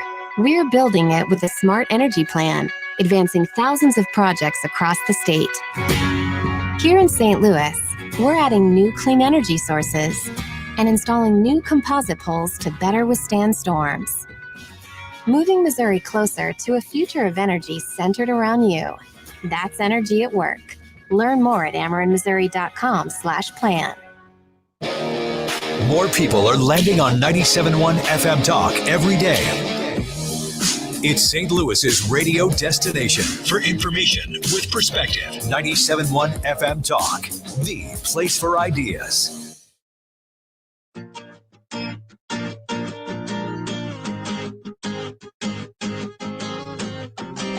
Welcome back to the Annie Frey Show. Thanks for joining us today. We are covering the news of the day, but there's also something else that's come to my attention because of people like you. Lots of individuals who have reached out to me and sent me information on a bill that the General Assembly has put forward. It's the Senate Amendment number 2 to House Bill 163. This bill has 611 pages. And if you are somebody who is a supporter of law enforcement, if you know somebody in law enforcement, the state of Illinois is looking to drastically change what law enforcement looks like in your communities. And I wanted to go to the source. I wanted to talk to somebody who understands this infinitely better than I do. So we are joined now by Jim Kajchuk, who is the executive director for the Illinois Sheriff's Association, and he's going to tell us where did this bill come from and what is the General Assembly trying to do to law enforcement in our state of Illinois. Jim, it's a pleasure to have you on here. Thank you so much for the time today. No problem. Glad to be on. Well, I was going to start out by singing the song, the old Saturday morning cartoon about how, I'm a bill on Capitol Hill, but that's probably not how any of this ever works, right? Yeah, not in this state, I don't think. No. Jim, tell me, there's 611 pages here. From what I understand, there was a bill submitted, it kind of got gutted, and a lot of this extra stuff got put into it. First, tell us what your concerns are with the actual bill, and then we'll discuss how it came to be. Well, how much time do we have, Annie? I'll tell you when to stop. You just keep going, because this is very, it's very near and dear to my heart as an Illinois resident. It's very important that my law enforcement friends and family and neighbors are protected and safe. And I'm being inundated with people who have sons, daughters, wives, spouses, husbands who are law enforcement here in the state of Illinois, and they are terrified about the passage of this. Well, I tell you, I mean, the bill, like you said, it's 611 pages, and the vast majority of the bill is several previous proposals that were introduced in the General Assembly that have all now been compiled into one magnificent omnibus bill. And I use the word magnificent, obviously tongue-in-cheek, but it is something that, you know, obviously there's a significant impact on law enforcement, but quite honestly, the biggest factor about this and why it's so concerning to all of us in law enforcement is the threat that it creates to the safety of our communities. This bill is such a tremendous overreach, and something that they're attempting to try to get done during the lame duck session, which is, as you know, the House is scheduled to come into session tomorrow at noon. This session would run from noon to noon on next Wednesday. The Senate has not yet officially indicated when they are planning to come in, but this bill has been introduced as an amendment in the Senate, which gut and replaces the entire original House Bill 163, and this amendment, if adopted, would become the bill. So it's sponsored by Senator L.G. Sims. The proposal has been developed. It's one of the 4 pillars that was created by the Legislative Black Caucus. So it's not just Senator Sims that's proposing this. This is a caucus effort on their part. But looking at the complexity of the bill and the array of issues that are in there, I'll just give you a few of the highlights. One of the big highlights would be it eliminates cash bail. Pretty significant. You look at how that program has functioned or not functioned in cities like New York. I'm not sure that's something that we think we want to implement here in Illinois. It creates. Can you give me an example of what cash bail is, just for people? That's a term that's been thrown around, especially out of New York and St. Louis City and so on and so forth. Or county, what does that mean to eliminate cash bail? So here's an example. Right now, judges have the opportunity or the ability to establish what your bail should be set at. When you go in front of a judge, they will set what your bail should be. So it's based on, under current law, your threat or risk to the community, your threat or risk of flight, your threat or your previous criminal history. Those are all risk factors that are taken into account before the judge actually determines what your bail is. Now, there are lower offenses that actually have predetermined amounts for bail. Let's say, for example, that I was to arrest somebody for driving on a revoked driver's license. The bail for that is going to be $150. That's kind of set, okay? Mm-hmm. But for all these other offenses, let's pick on armed robbery. This would eliminate the requirement for an individual to have to post a bond amount, which is, say the judge sets it at $1 million. That means that I would have to post 10% of that $1 million to get myself out of jail. What that does in a lot of cases, obviously, is it gives the incentive for that individual to make sure that they show up to court, right? Right. So if I'm an armed robber and I had to put up $100,000 or my family had to put up $100,000, my family is going to help ensure that I make it to court, because otherwise I'm going to lose that $100,000. Yeah. And they want to eliminate that. Correct. So the concern would be, and a lot of that would switch over potentially to things like electronic monitoring.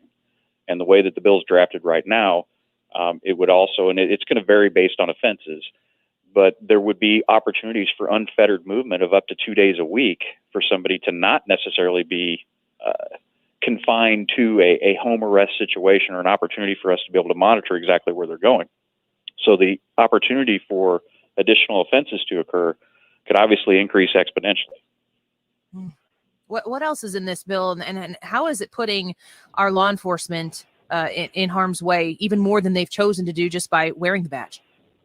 Well, one of the biggest things that law enforcement has today, and this has been established by case law, it's a constitutional issue at this point, where we have what's called qualified immunity.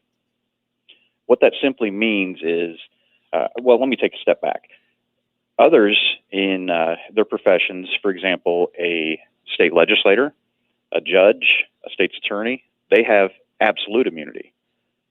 We have what's called qualified immunity, which means that I have to follow federal, state, and constitutional law in order to be able to qualify for this level of immunity. So I have to do certain things in order to get it. But what it really does is it doesn't affect my relationship with the person that I'm dealing with a qualified immunity.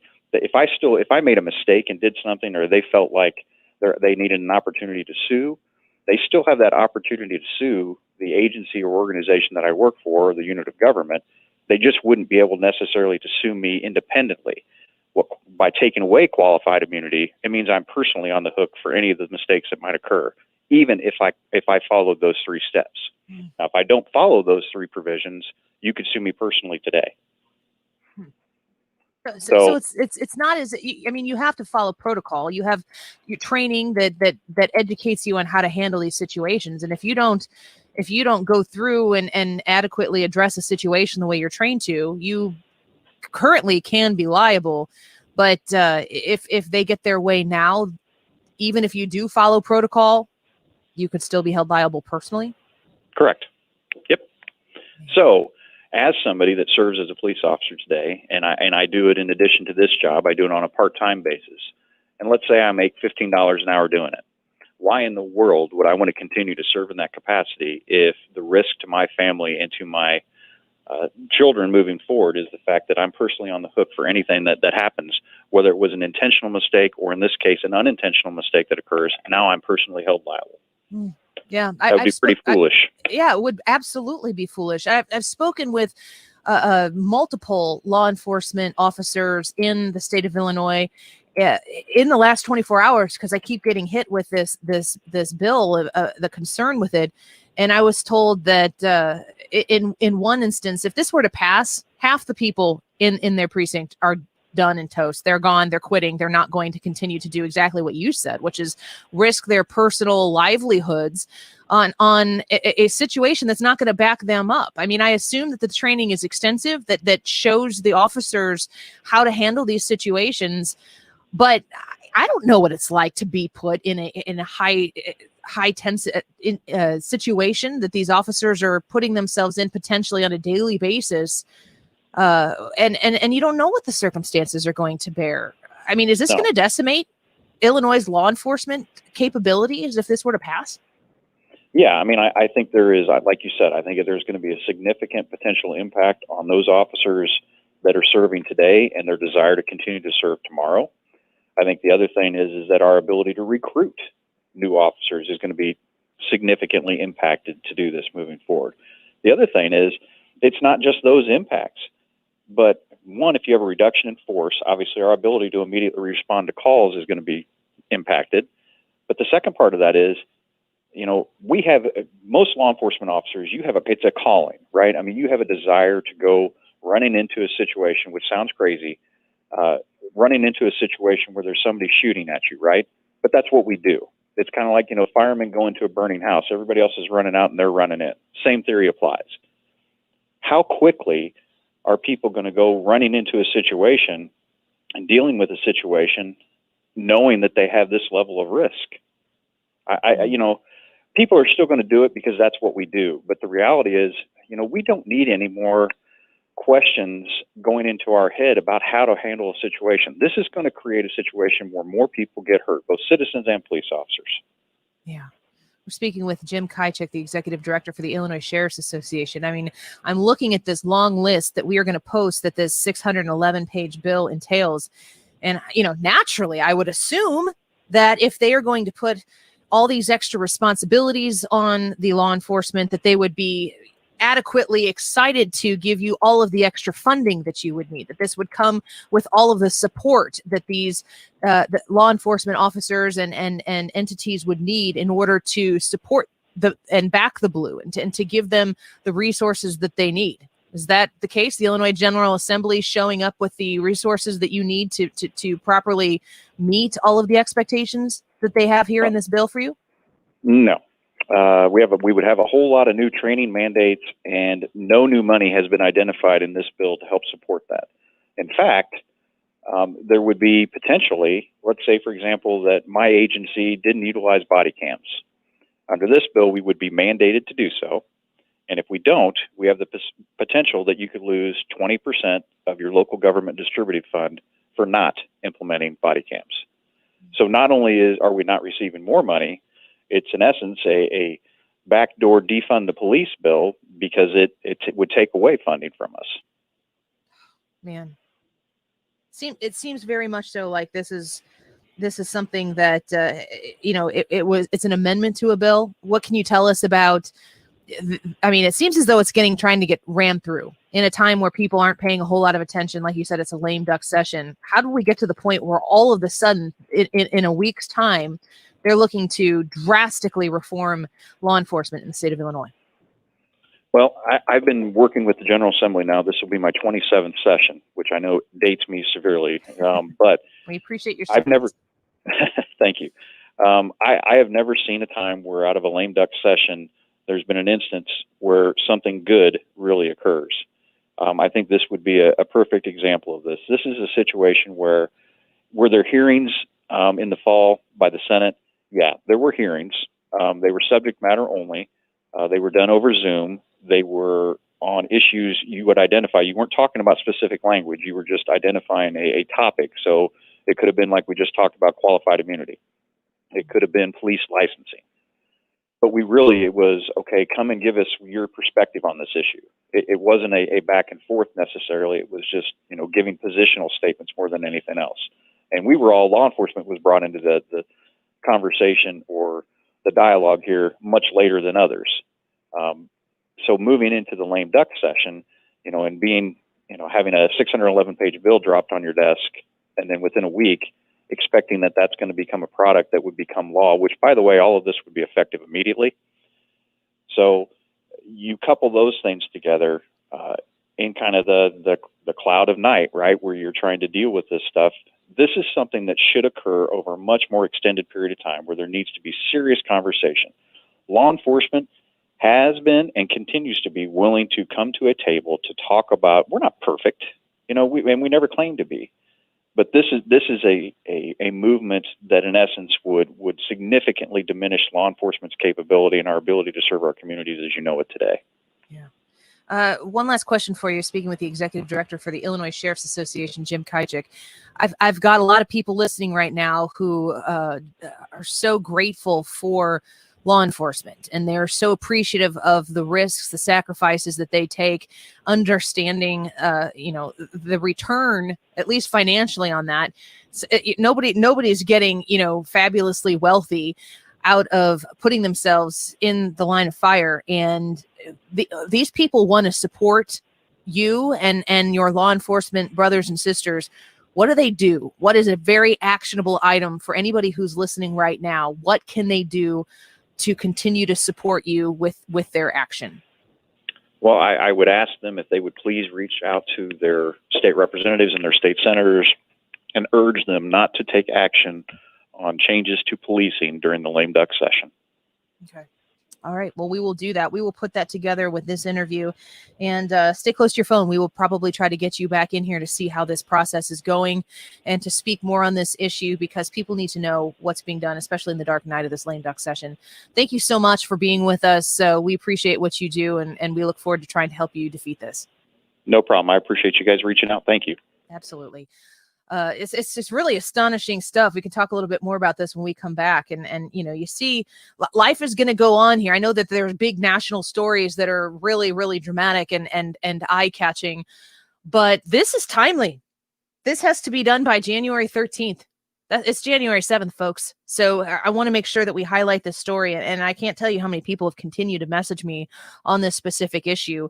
We'll turn this around as fast as we can, get it up on social media, and beg you, please, to call your representatives, Republicans, Democrats, call them all and say, vote hell no on this. We're going to be back in just a minute. Don't go away.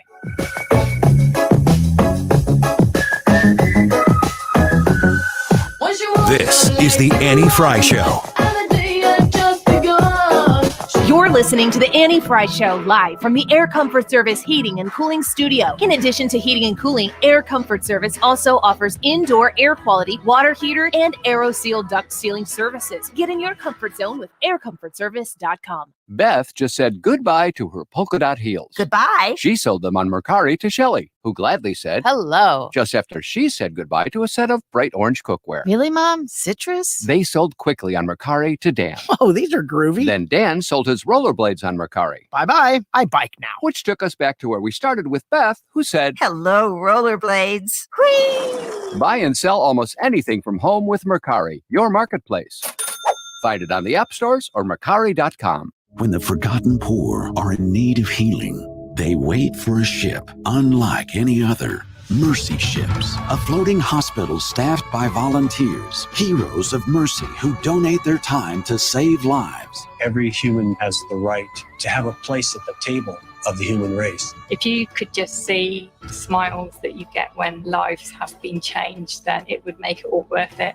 To learn more about Heroes of Mercy, go to mercyships.org. Prescription products require an online consultation with a healthcare provider and are only available if the provider determines a prescription is appropriate. Subscription required. See website for full details and important safety information. Hey guys, good news. The outrageously expensive little blue pill is now generic, which means you can get the prescription medication to treat ED at affordable prices. And Hims makes it extra affordable. You pay just $30 for a month's supply. And right now, get your first online doctor's visit totally free when you go to forhims.com/private. That's right, free, zero copay, no expensive appointments, no awkward face-to-face conversations to get your prescription. Hims connects you to doctors online who can evaluate you and, if appropriate, prescribe your ED medication. And a pharmacy sends it right to your door. Hims makes it affordable, private, and incredibly easy. Nobody likes dealing with ED. Now, thanks to Hims, nobody has to. And that's really good news. To start your free online visit, you need to go to this exclusive address, forhims.com/private. That's forhims.com/private for your free online visit. forhims.com/private. If you've listened to 97.1 FM Talk, you have heard of Doug Voss of Voss Financial Safe Money Radio, as he has been a staple on the station as the financial expert for many years. You can hear him on Safe Money Radio several times a weekend on 97.1 FM Talk, and in case you miss any of those shows, on his podcast on radio.com. That's radio.com, and search Safe Money 97.1. So call Doug at 844-676-SAFE. That is 844-676-7233. Doug Voss is a registered representative. Securities offered through D.H. Hill Securities, LLLP. Member FINRA and SIPC. Would you like to protect your employees, your customers, and your family from viruses like COVID and influenza this holiday season? Microbial Solutions is the answer. Marc Cox here. This is a game changer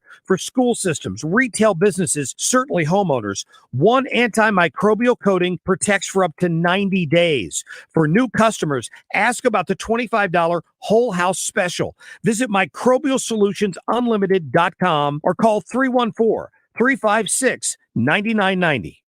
Hi, my name is Suzanne Geis. I tried everything to control my anxiety. I mean, everything. Nothing worked. I couldn't sleep. I couldn't run my business. Anxiety paralyzed me, aging me terribly. I heard about Marc Patrick anxiety seminars from friends that were successful at Marc Patrick's weight loss and stop smoking seminars. I wasn't skeptical at all because my friends bragged about how easy they stopped smoking with Marc and how easy it was to lose weight. I went to Marc Patrick anxiety seminar, and now I always hear Marc's voice in my head. I really love that. My anxiety is gone. I can sleep. I have patience. My life is back. In fact, I'm Supergirl again. I can't believe I just said that. That's right. That's me. I'm Supergirl. Thank you, Marc Patrick Seminars. Join Marc Patrick's hypnosis seminar and eliminate unwanted anxiety, stress, negative thinking, and even panic attacks. Only $49.99 guaranteed, or your money back. The End Anxiety, Stop Smoking, and Weight Loss with Hypnosis seminars will be Saturday, January 16th for the St. Louis area. Because of coronavirus, seminar now online in the comfort and safety of your living room. Register now, only $49.99 guaranteed at markpatrickseminars.com. The Tim Jones Show. Paris Denard. The American people should be very concerned. There's more evidence about Joe Biden's involvement with foreign entanglement than there ever was as it relates to President Trump. Tim Jones, Sunday nights at 7 on 97.1 FM Talk.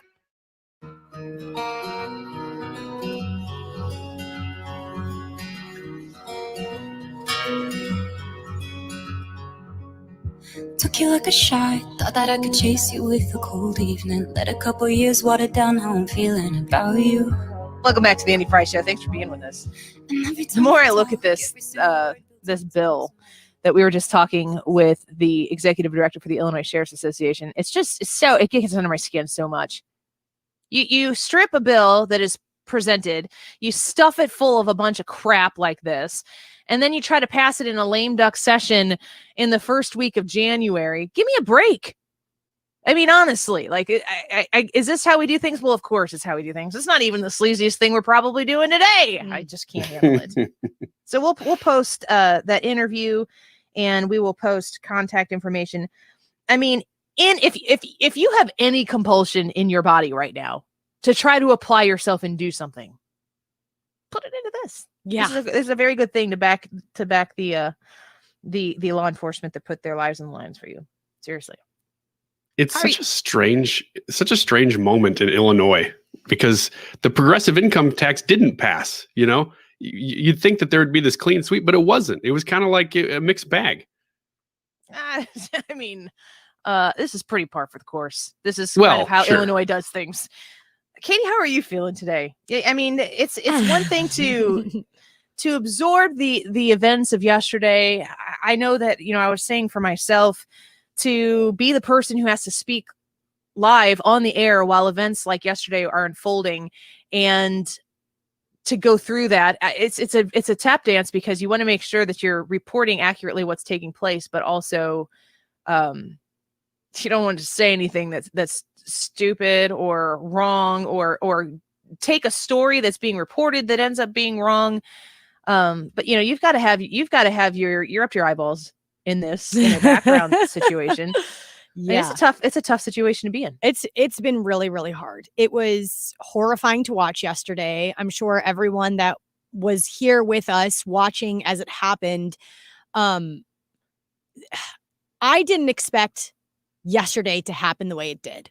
I know we've said that throughout the show, but I truly didn't.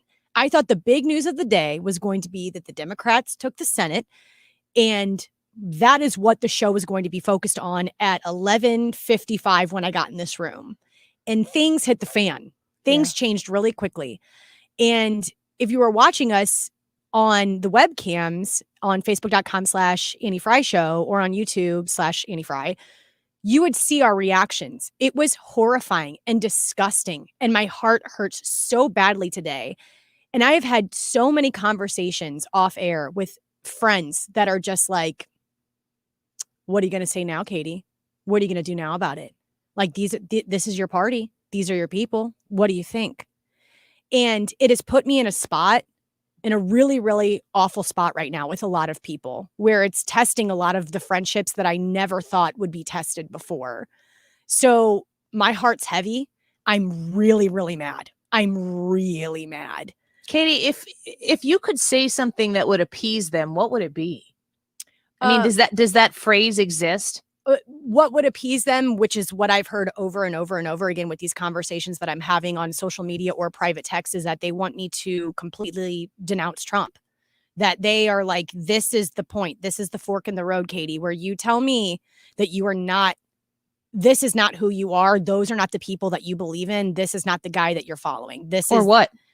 Or basically I'm a horrible, terrible person. And that all of the years that we have been friends leading up to this moment don't matter. And that this is my judgment day. That is what's happening right now. That is my reality. And I'm mad that I have to be put in this position. That's what I'm most upset about, that I'm in this position right now with people.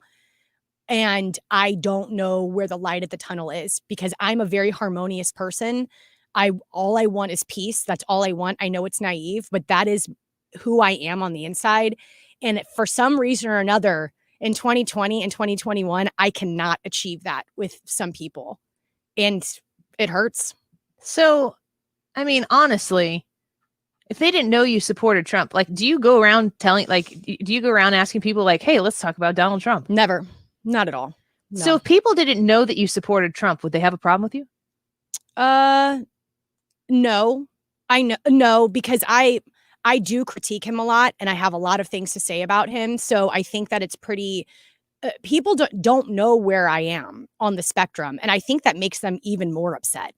I think when people can't put you in a box so that they can say, oh, I don't like you because you support Donald Trump, or I do like you because you support Donald Trump, I think that makes people even more mad.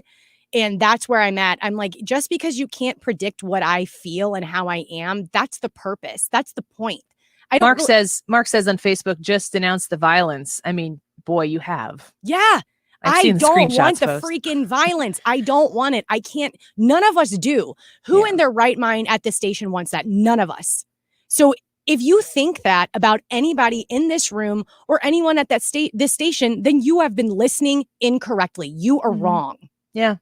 And I think, I get it. I understand that people are passionate about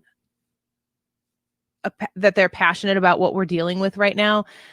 But it really strikes me, and I'm going to go an extra minute here, Katie. It really strikes me that it's more important in a moment like this to make sure that in a situation like that with people like that, that the political score is checked. Not in a political conversation, but between two people that are supposed to be friends and, play board games with and have fun with and go out on Friday nights and have a medium drunk evening with your 20-something-year-old friends while you still can. I mean, that the most important thing for some people is to check the political scoreboard rather than to know that what we went through yesterday as a nation, you should check your friend's heart and mind and peace of mind if you care about them. And you should see where they are and how they are. That's what's really important. And, people will do so much growing up over the course of time with different life experiences, and some people grow up faster than others. But my encouragement to anybody who's dealing with what Katie is dealing with is to keep that at an arm's length. If you're somebody who's prone to engage, give yourself the opportunity to disengage if you can, but also to assess your values and question your values. And then at the end of that questioning, if you're like, no, I've got this right, you trust yourself, you trust your heart. And if other people don't get you, they don't have to get you for you to be okay with who you are. And Katie, you should be absolutely okay with who you are. We love you. We'll be right back. Don't go away. Dear beloved bathroom, you've had quite a few interesting looks over the years, but the time has come to forget the fads and go with a timeless look that will always be in style. Let's give Mosby Building Arts a call. We can count on them to handle our bathroom remodel from start to finish. All we have to do is sit back and accept compliments on our fabulous new look. Have a dated bathroom? Call Mosby at 314-909-1800 or visit callmosby.com. Mosby Building Arts. Home never felt so good. Small business owners don't have the patience for nonsense, especially when it comes to their internet provider. They want the best services for the best price. Simply put, that's Spectrum Business. They give you great value, zero nonsense. Just call 833-919-2121. You'll get fast, reliable internet and phone with no contracts and no hidden fees. All for a price that could cut your bill in half. Spectrum Business. Call today, 833-919-2121. With PatriotSoftware.com, accounting and payroll, keep your time and money. Mike Capel here, serial entrepreneur with words from another happy payroll customer. Well, it's very easy to use. From the login and the setup was extremely easy. I didn't have to call anyone for help. I was able to do it on my own.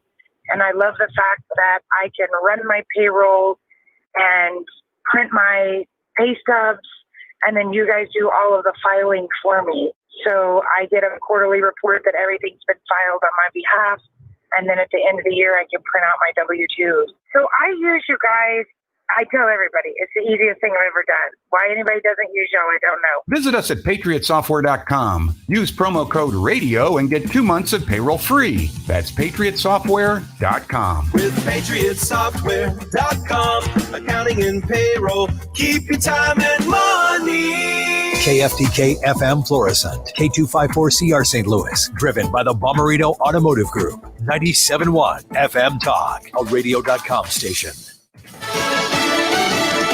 There's a movement building in Washington. I'm Lisa Brady, Fox News. It's a movement against President Trump. House Speaker Nancy Pelosi adding her voice to the growing calls to oust the president before his term ends, less than 2 weeks from now. Pelosi says if Vice President Mike Pence doesn't invoke the 25th Amendment, a new impeachment effort is possible. The incoming president has just condemned yesterday's violence and the president again. Fox's Rachel Sutherland is live at the White House. Lisa, calling it one of the darkest days in the nation's history, President-elect Biden had stern words for President Trump and those who raided the U.S. Capitol. He said they were a riotous mob, calling them insurrectionists and domestic terrorists. The president-elect placed the blame squarely on President Trump. We've had a president who's made his contempt for our democracy, our Constitution, the rule of law clear. The president says he'll support an orderly transition, even though he disagrees with the election outcome. Lisa? Thanks, Rachel. Biden's comments coming just before introducing Merrick Garland as his nominee for Attorney General, saying honor, integrity, and independence must be restored to the Justice Department. Garland is the federal appeals court judge who never got a Senate hearing as a Supreme Court nominee before the 2016 election. Meantime, Fox News confirming that Biden will tap the Boston mayor as labor chief and Rhode Island governor as commerce secretary. A string of Trump administration officials are leaving early, resigning after yesterday's events at the Capitol, including the transportation chief Elaine Chao, whose husband is the Senate Majority Leader. Dozens of protesters have been arrested. 14 arrested for unlawful entry into the Capitol. One woman killed in the officer-involved shooting as those demonstrations and anarchy was underway. There were also dozens of Capitol Police injured. Fox's Mark Meredith there in D.C. America is listening to Fox News. I hate Tom's Tulip Shop. It just smells so flowery. Like we're good at your flower shop. You don't need to remind us. No matter how hard you work for your small business, online reviewers will find something to complain about. I needed a fake plant. They don't sell fake plants. Thanks for nothing, Tom. And while Progressive can't save you from these trolls, we can help you save money on commercial auto and business insurance. Then he says, have a great day. I'll decide what kind of day to have. Get a quote online today at progressivecommercial.com. Progressive Casualty Insurance Company, affiliated and third-party insurers. Newsmax TV is the biggest thing on cable news, with shows including Dick Morris, Rudy Giuliani, Michelle Malkin, Diamond and Silk, Mike Huckabee, Alan Dershowitz, and more. Every night, watch Newsmax's #1 show, Greg Kelly Reports. Greg Kelly tells you the truth about Trump. Newsmax is on all major cable systems. Check your guide or tell your operator you want Newsmax. 30 million Americans watch Newsmax TV. And download the Newsmax app on your smartphone. It's free, so get Newsmax TV anytime, anywhere. Air Comfort Service Heating and Cooling weather with Chief Meteorologist Dave Murray. A thick blanket of clouds continue to hang over St. Louis on this Thursday afternoon, and temperatures are rather cold.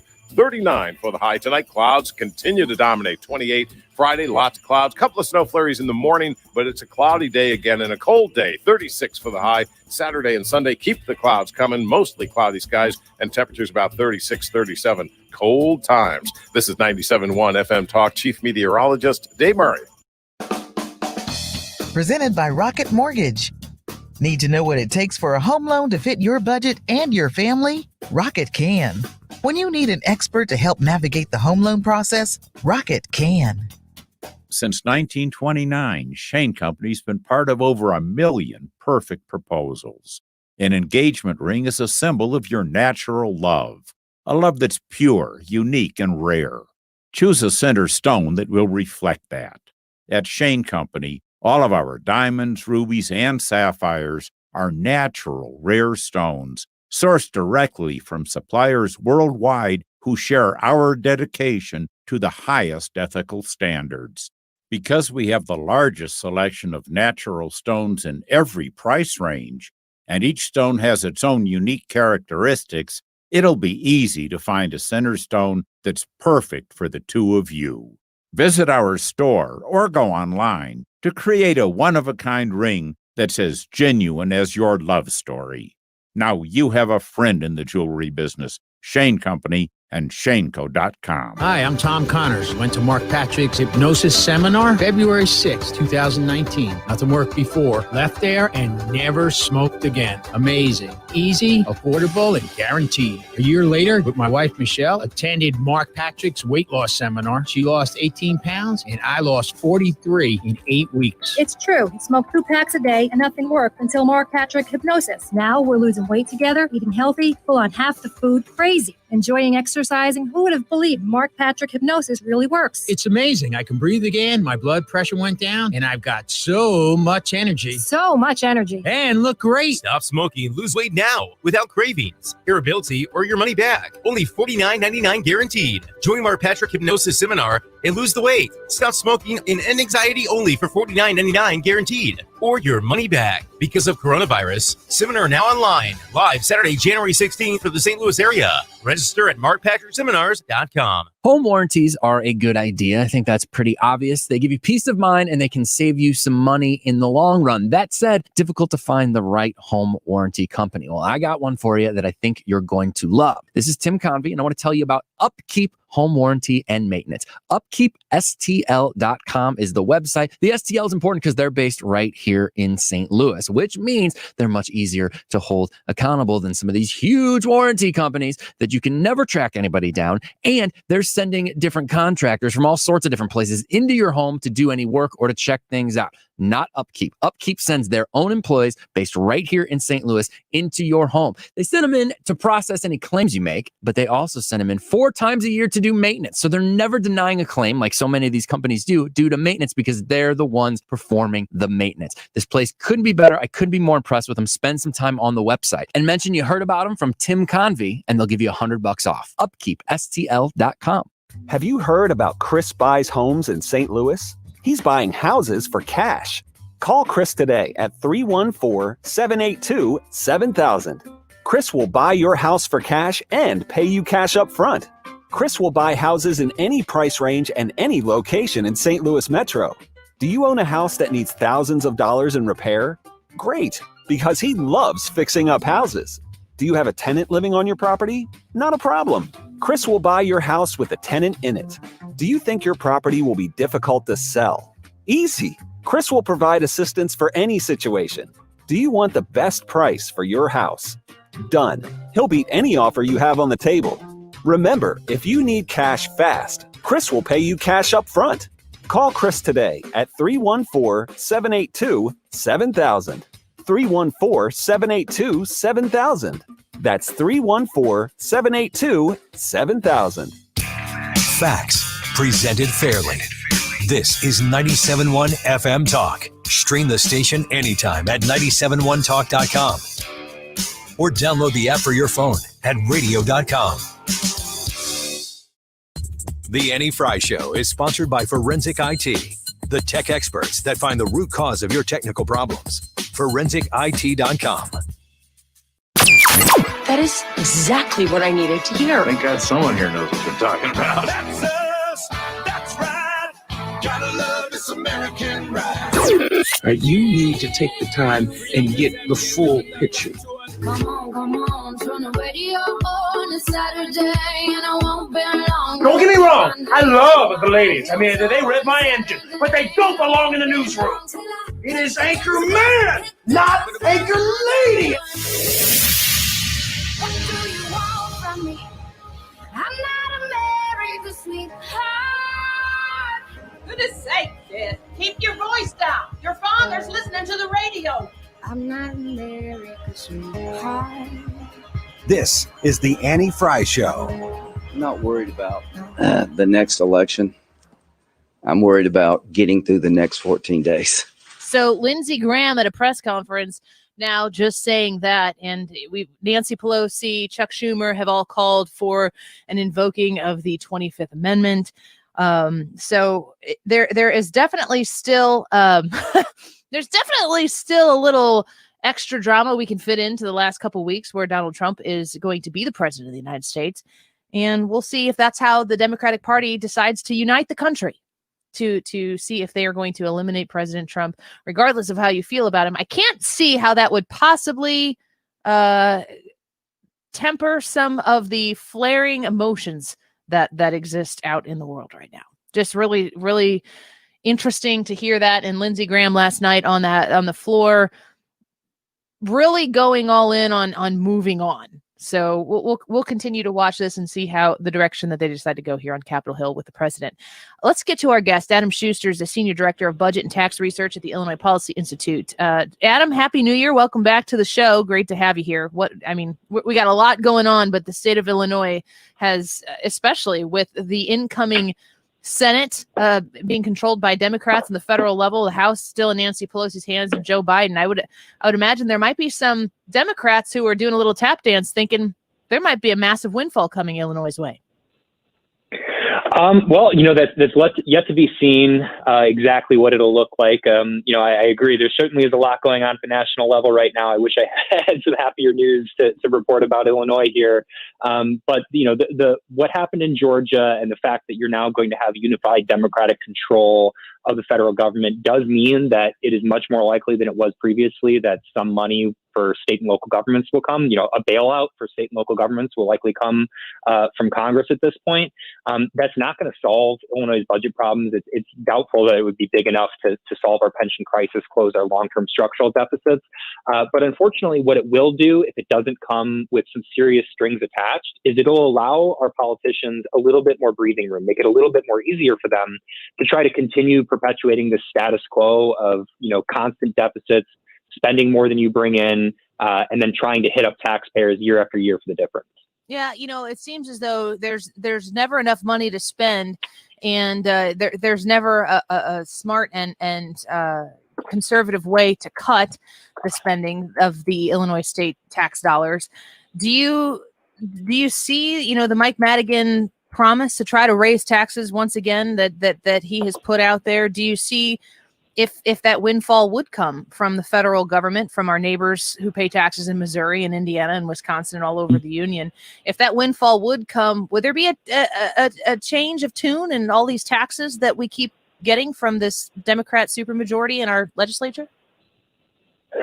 Well, it depends on the amount. It depends on how they allocate it. There's a lot that's up in the air in terms of what Congress is going to do.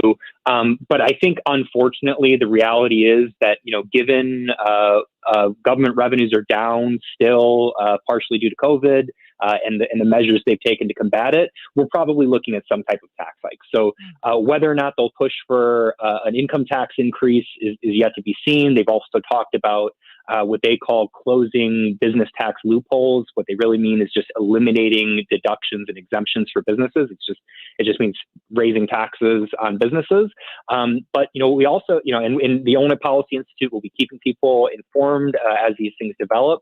But we also have to look out for these sort of smaller tax increases, the ways that they sort of nickel and dime people, because one of the things they like to do is, rather than raising an income tax or property taxes or something that's obvious to people, you can hit them up with fines and fees and a bunch of little things that add up to a lot of money. Chicago is doing that right now, for example, by instituting this policy where they're going to start giving people speeding tickets if they're caught on an automated camera going 6 miles an hour over the speed limit. And Illinois is already home to some of the highest excess taxes and sin taxes and fines and fees in the country. Definitely the highest in the Midwest. It seems we've got higher taxes on cigarettes, alcohol, parking, all types of things, marijuana, just about anything you could think. If it's an individual tax on a product, Illinois is probably hitting you up pretty hard there as well. And so we do have to look out for those types of tax increases.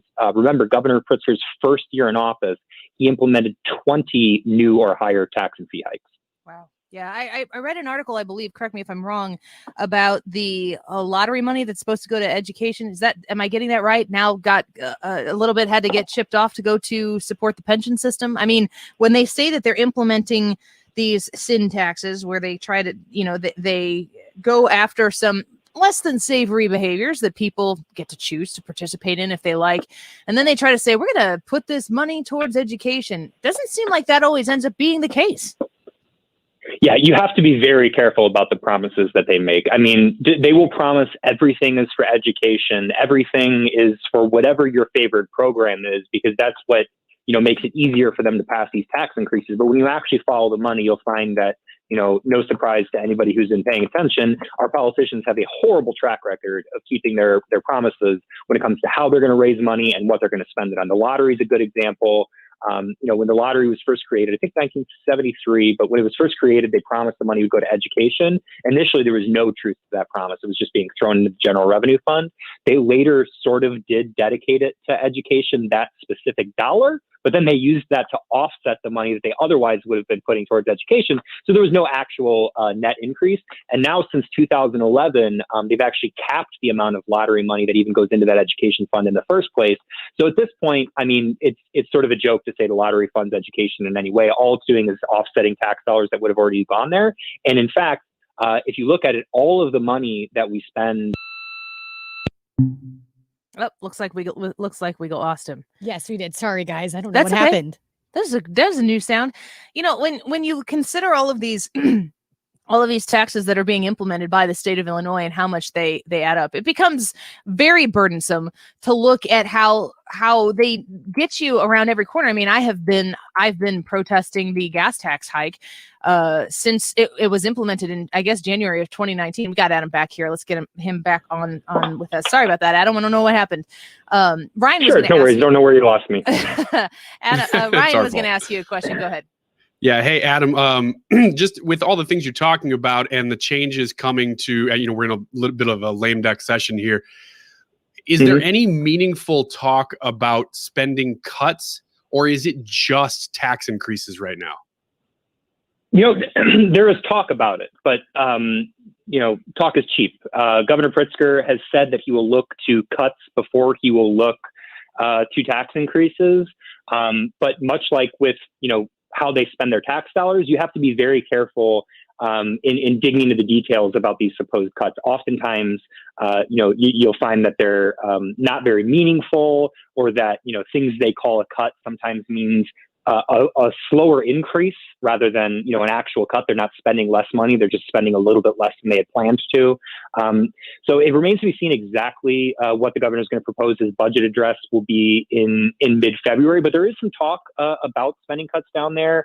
And I think, things like pension reform, which are the true, type of structural spending reforms we need to get these large cost drivers under control, are more viable than ever now, because they have fewer options than they've ever had. The types of gimmicks and tricks they've used to kind of keep the budget afloat and muddle through and just kind of, limp along to the next year, a lot of those tricks are off the table now. Credit rating agencies will drop Illinois to junk if they continue to do those types of things. So the hope is there is an opportunity for some of those more serious reforms. And Adam, with some of these things that you're saying, they could be just lip service. You're kind of on the ground there at Illinois Policy. You're close to all these things. Do you get the sense that the legislatures had been waiting to see what would happen with Mike Madigan, what would happen with the president and the Senate before they took meaningful action? Or has everything that they're planning had been in stages for a while? I think it's more the former. There's a lot of things that were up in the air, right? What's going to happen with the Senate? Is there a prospect that, federal bailout money is going to be coming? Now that the Democrats have won the Senate, the answer to that question is yes. So that makes definitely impacts their planning. Whether Mike Madigan is going to be speaker or not probably impacts the type of agenda that they're going to run and how closely they're going to work with the governor's office and all those types of things. Well, Adam Schuster, we're grateful that you're on with us. Happy New Year to you. There's going to be a lot to talk about here in 2021, certainly, and we appreciate our relationship with Illinois Policy. I want to encourage people to check out that Lincoln Lobby on Facebook, a good Facebook group for people to be involved in. You guys are growing and growing, and you've had some real successes with that group, haven't you? Absolutely. I think, your show was a big help in promoting and growing that group and also pushing the same messages. But the Lincoln Lobby was a huge part of, defeating several things over bad ideas, the progressive income tax, rules that would have criminalized businesses for opening, various things that the Lincoln Lobby's been able to do. And if you want to get involved and you're sick of the status quo in Illinois, joining the Lincoln Lobby is a great way to join the fight. And thank you and Happy New Year to you and all your listeners as well. Thank you so much. Adam Schuster with Illinois Policy Institute, illinoispolicy.org. And if you're interested in getting involved in that Lincoln Lobby process, just go to Facebook, search Lincoln Lobby, and join the group. I think they ask you some questions where you can say that you're heard about them on the Andy Frey Show, and they fast track you as an approved member of that group.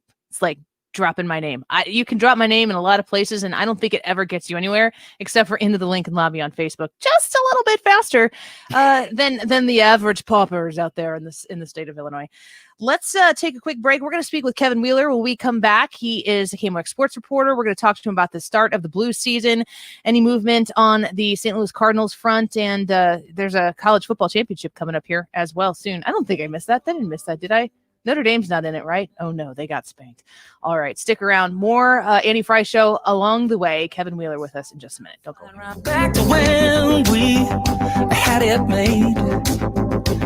Every Friday night when the sun went This down, is the we're Annie running Frey the Show. streets like we're on the town. Follow And I Annie on just Twitter can't let it go. at Annie Frey Show. No, I just can't let it go. I wonder if you ever think about it. Like Hey guys, Glover here for my friends at Zero Res. This is really, really nice. 2021 has arrived, thank God. Zero Res wants to thank all of their past and new customers by offering 21% off of all services for the month of January. That's pretty cool. Nothing is more important than being clean right now. Just check out Zero Res's review on Google and you'll see why they are the only choice when it comes to carpet cleaning and cleaning out your air ducts. The Zero Res difference is clear from the moment you walk in the door after they have done that job. So call Zero Res today at 314-474-2020, or you can book online at ZeroResSTL.com. Let them know you heard about them on the Glover Show, and everything we do is 21% off all January. Time to get your carpets clean, time to get those air ducts cleaned out. 10% discount for military, active, and veterans. 314-474-2020 for the DGS deal, 21% off during January. The Med Spa at the Institute of Natural Health understands how difficult it is to maintain healthy skin and how much this can affect someone's life. With the right combination of treatments and products, they can help you keep your skin looking healthy and more youthful, while also reducing and preventing damage. Take your first step towards healthy skin at the Med Spa at the Institute of Natural Health. Visit them at inhstl.com or call to schedule at 314-293-8123. That's 314-293-8123. Allstate now has deeper savings, and deeper savings require deep thoughts and a deep voice, like mine. Save for being a new customer. Save more for adding DriveWise, and save even more for driving safely. Visit allstate.com or contact your local agent for a quote today. As someone once said, saving today is money tomorrow. That's deep. Not available in every state. New customer savings based on early signing discount. DriveWise is an optional feature. Savings vary based on how you buy. Subject to terms and conditions. Allstate Fire and Casualty Insurance Company and affiliates, Northbrook, Illinois. New year, new budgets. Every small business has unique needs. And when you partner with a Dell Technologies advisor, you get real-time tailored advice. They'll even give you a free consultation on your servers and storage devices to develop a custom solution to help improve your company's productivity. Plus, get special financing with Dell Business Credit and big savings on business computers with Intel Core processors. Call a Dell Technologies advisor at 877-ASK-DELL. Since you've been spending more time at home, you may have been cleaning and reorganizing and decided it's time to part with some of the jewelry you never wear or cash in some of those collectibles gathering dust. Bring your gold, silver, and diamonds to the all-new Jewels on Hampton. They're paying some of the highest prices on precious metals, coins, and memorabilia. Exclusive designs from Alvanza's Jewel Art Designs, watches, and thousands of other treasures await you at Jewels on Hampton. Come by and see the new jewelry displays that will wow you, and the wide variety, and most importantly, the price. During these times of caution, Jewels on Hampton is taking all the precautions and measures to be CDC compliant for your safety. Jewels on Hampton. So whether you need to cash in some of that old jewelry you don't need or trying to find that perfect ring, necklace, or watch, you'll get the best prices on the all-new Jewels on Hampton, where they pay top dollar every day. 4506 Hampton in St. Louis Hills and jewelsonhampton.com. Menards Bag Sale is back and bigger than ever because this year you get 15% off everything you can fit in the bag for 2 weeks. That's right, now through January 16th. Need new tools? Put them in the bag and save 15%. Updating your bath faucet? Put it in the bag and save 15%. Painting? Save 15%. Whatever you need. If it fits in the bag, you save 15%. In-store only through January 16th at Menards. Save big money at Menards. The commute is making a comeback, and dependable traffic is here to get you there. Driven by Ambassador Midwest Floor Company. The best way to deal with in-home traffic. Experience more at Ambassador Midwest Floor.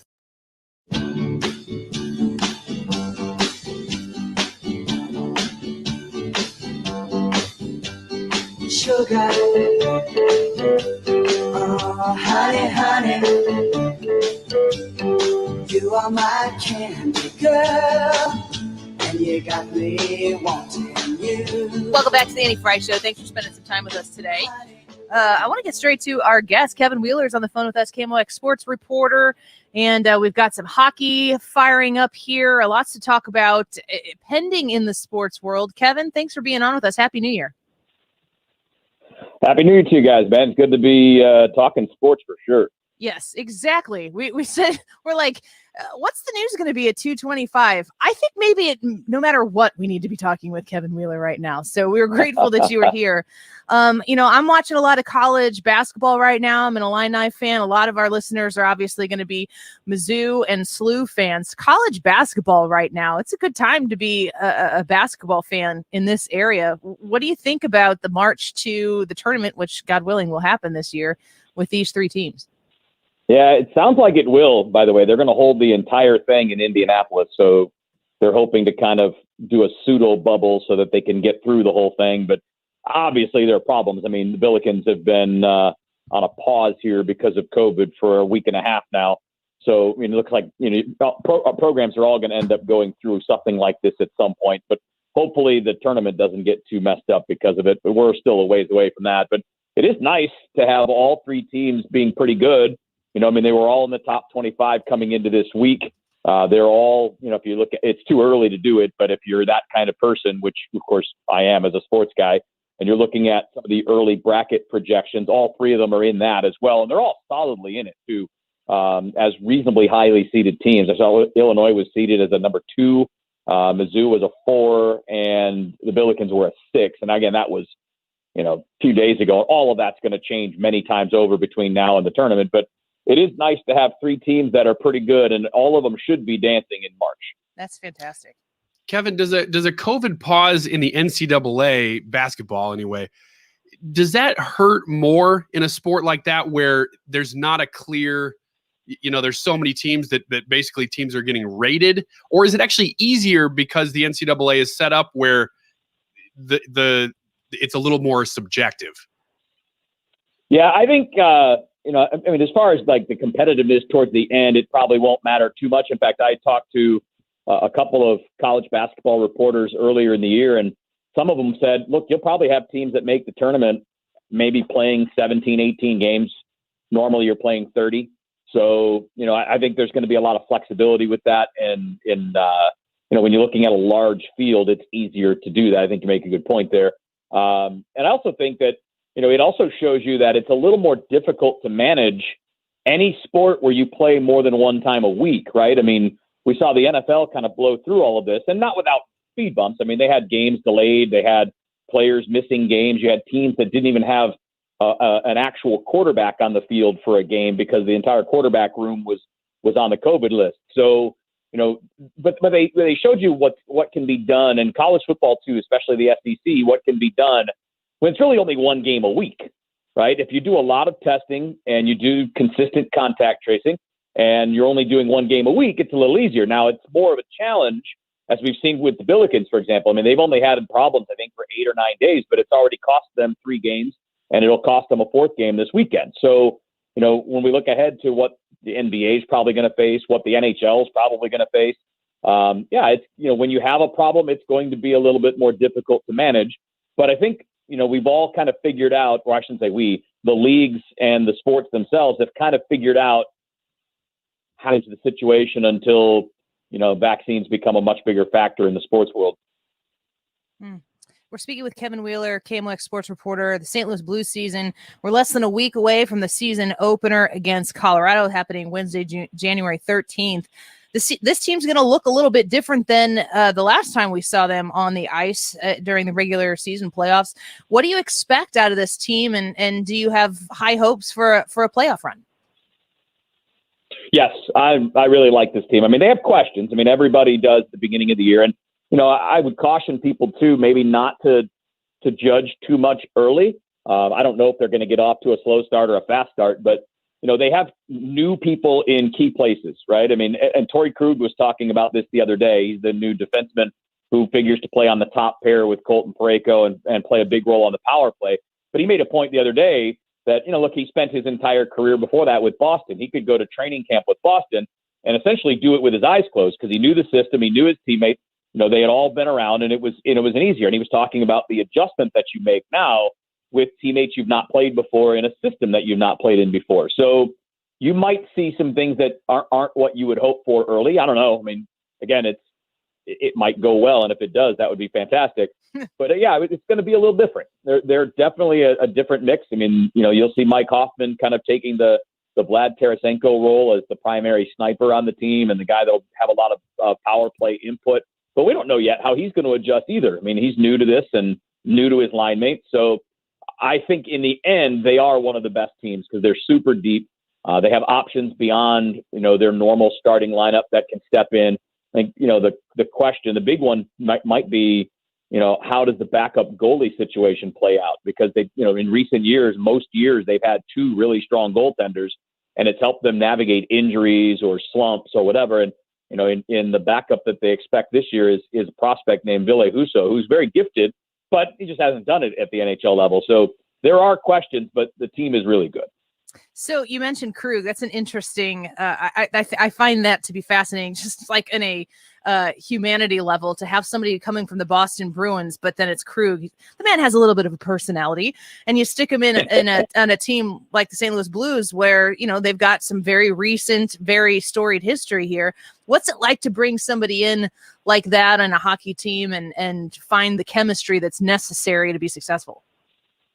Hockey players are pretty amazing. They when they change scenes, you could have guys that absolutely despised each other when they played on opposite teams, even took cheap shots at each other. But once they're teammates, everything's cool. It's kind of a funny dynamic. Hockey players are pretty good at getting over things like that. But overall, it is sometimes important for personalities to change. Not necessarily saying anybody that comes in or goes out is good or bad. Just they're different.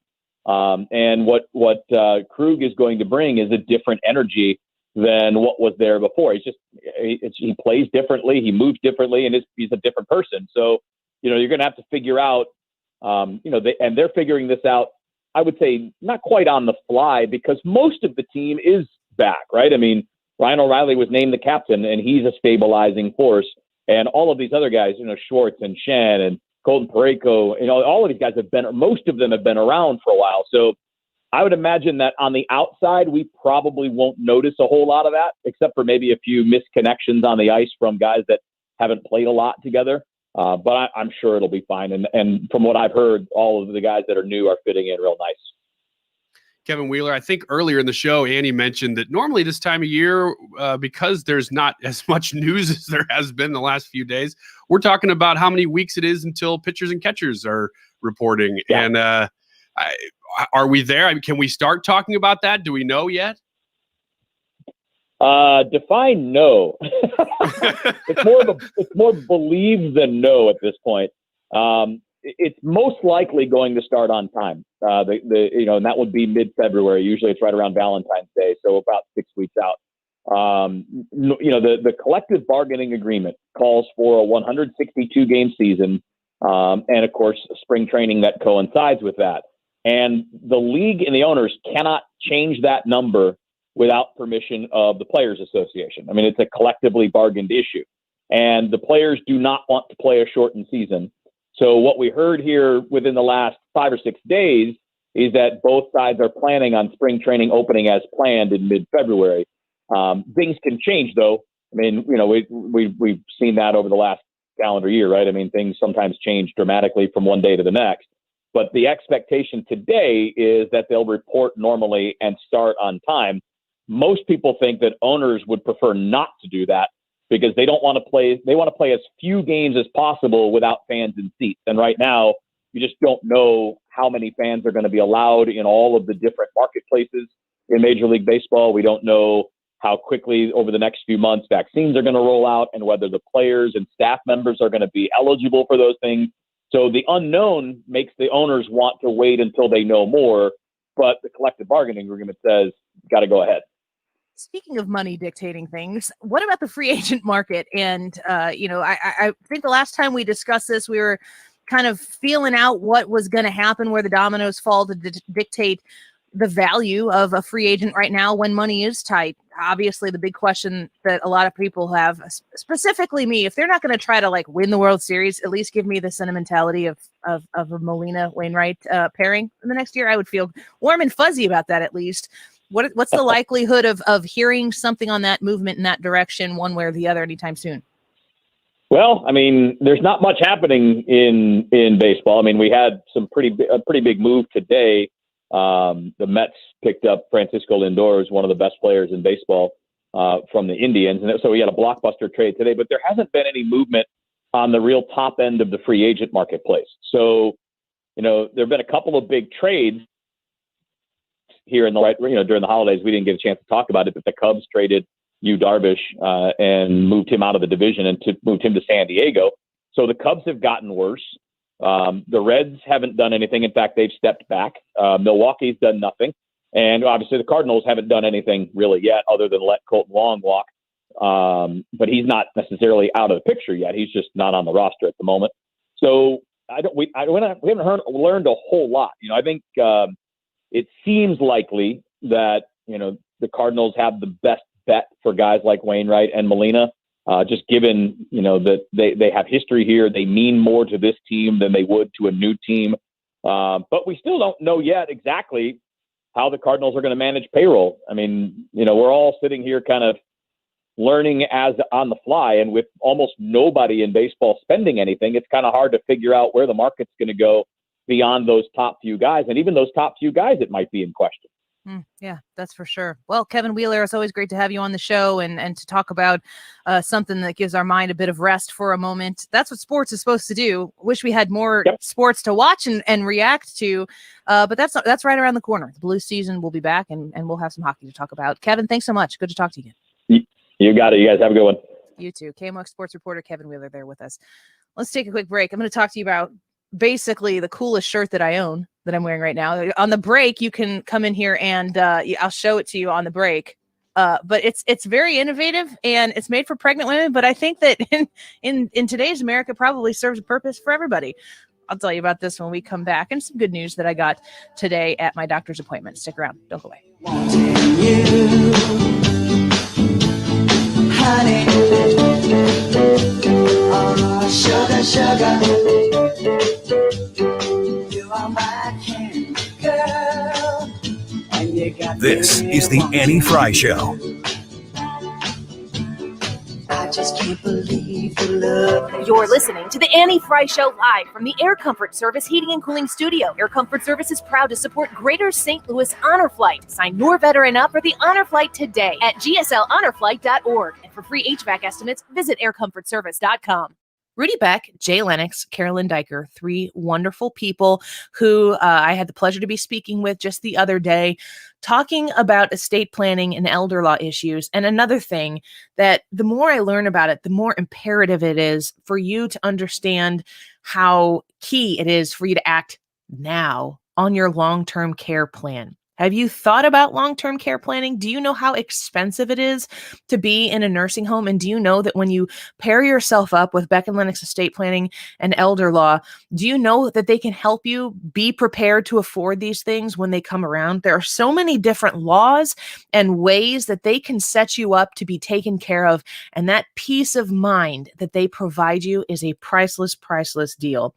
If you go to beckelderlaw.com right now, there's a book a call button. You can click for a free consultation. You can set up your appointment for a time that works for you, or you can call them right now and ask them how they can help you. They are so helpful at an array of things. Reach out to Beck and Lennox Estate Planning and Elder Law by calling 636-946-7899. That's 636-946-7899, or visit them online. Click on that book a call blue button on their website at beckelderlaw.com.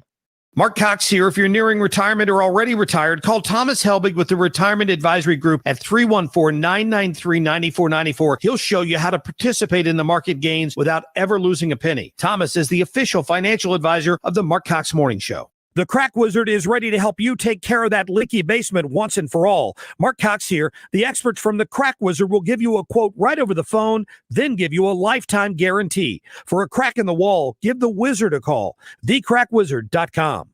Hi, my name is Suzanne Geis. I tried everything to control my anxiety. I mean, everything. Nothing worked. I couldn't sleep. I couldn't run my business. Anxiety paralyzed me, aging me terribly. I heard about Marc Patrick anxiety seminars from friends that were successful at Marc Patrick's weight loss and stop smoking seminars. I wasn't skeptical at all because my friends bragged about how easy they stopped smoking with Marc and how easy it was to lose weight. I went to Marc Patrick anxiety seminar, and now I always hear Marc's voice in my head. I really love that. My anxiety is gone. I can sleep. I have patience. My life is back. In fact, I'm Supergirl again. I can't believe I just said that. That's right. That's me. I'm Supergirl. Thank you, Marc Patrick Seminars. Join Marc Patrick's hypnosis seminar and eliminate unwanted anxiety, stress, negative thinking, and even panic attacks. Only $49.99 guaranteed, or your money back. The End Anxiety, Stop Smoking, and Weight Loss with Hypnosis seminars will be Saturday, January 16th for the St. Louis area. Because of coronavirus, seminar now online in the comfort and safety of your living room. Register now, only $49.99 guaranteed at marcpatrickseminars.com.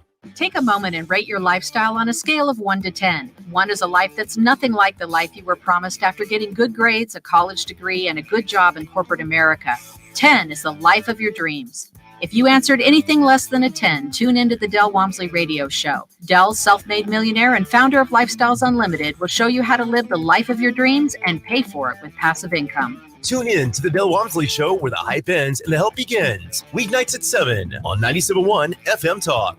Prescription products require an online consultation with a healthcare provider and are only available if the provider determines a prescription is appropriate. Subscription required. See website for full details and important safety information. Hey guys, good news. The outrageously expensive little blue pill is now generic, which means you can get the prescription medication to treat ED at affordable prices. And Hims makes it extra affordable. You pay just $30 for a month's supply. And right now, get your first online doctor's visit totally free when you go to forhims.com/private. That's right, free, zero copay, no expensive appointments, no awkward face-to-face conversations to get your prescription. Hims connects you to doctors online who can evaluate you and, if appropriate, prescribe your ED medication. And a pharmacy sends it right to your door. Hims makes it affordable, private, and incredibly easy. Nobody likes dealing with ED. Now, thanks to Hims, nobody has to. And that's really good news. To start your free online visit, you need to go to this exclusive address, forhims.com/private. That's forhims.com/private for your free online visit. forhims.com/private. The Dave Glover Show. Also, think about this. They're there for the money. Yeah. They're there. Yeah. No one should go into politics for money. Mm-hmm. But they all do. Weekdays at 3 on 97.1 FM Talk.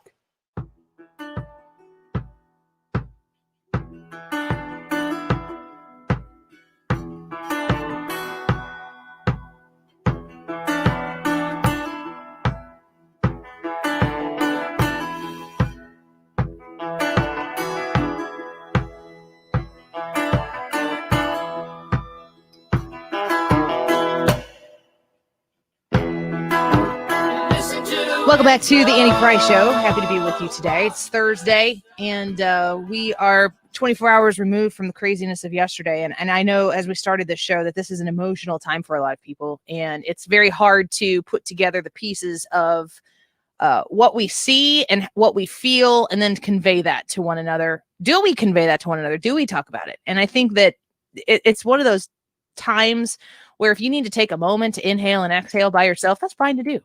And you don't have to have the answers to everything. And the likelihood that you are going to be convinced of something drastically different than you've always stood by is as much of the likelihood that somebody you're talking to is going to be convinced of something completely different than what they've been attached to or known, or the perspective that they have based on the circumstances they're living. So I am encouraging you to just go easy on yourself and take a breath, take a breather. I went to the doctor this morning for my 17-week checkup for baby girl. This is some interesting stuff. At 14 weeks, so some of this stuff happened when I was on break. At 14 weeks, the baby develops taste buds at 14 weeks. 16 weeks, the pattern of the scalp of the baby. So like wear your hair like Katie's widow's peak, which many of you comment on when she wears hair in a ponytail. The pattern of your scalp starts to form at 16 weeks. Oh, weird. Right? That's crazy. At 17 weeks, which is what I am today, your baby's skeleton is changing from soft cartilage to bone. The umbilical cord, her lifeline to the placenta, is growing stronger and thicker, and sweat glands are starting to develop. So the baby's going to learn how to sweat. It's 17 weeks in. So I went this morning for the checkup, and these checkups are usually a bright spot for me because I get to talk about how I'm feeling and maybe get some solutions to questions that I might have. But there's always one thing that makes it even more exciting, because if you experience pregnancy like I do, it's difficult, and I'm nauseous a lot, and it's not fun for me. I'm not really a very good pregnant woman, and for some people, they just adore this opportunity, this time. And I'm grateful for that, for those people.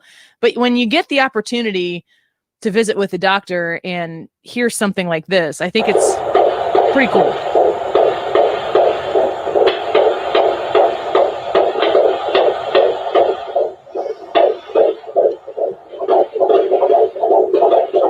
So that's a 17-week heartbeat. That's my baby girl's heartbeat today. Beating strong at about 145 beats per second. And I think it's just an amazing thing to hear. I mean, that's life. Cool. Right there. So cool. And in the midst of everything that we're dealing with right now, I have these moments of clarity where I have a slap in the face of perspective. That's definitely one of them for me. And I'm sure that you'll have those moments as well in your life. And it's not always going to be a baby's heartbeat, but it might be a question that your kid or your grandkid asks you. It might be just a moment in time where you see a sunset or a sunrise, and you just think in that moment that there's something a little bit more important than the drama that is sucking the life out of our country in Washington, D.C. It's important to take those moments and to kind of ruminate in them a little bit and absorb some peace and quiet when you have the opportunity to do that. So that was my moment today, and I wanted to share it with you. The other moment I had today is I get to wear this cool shirt that I have on. It's a maternity shirt, but I don't know why I would ever stop wearing it.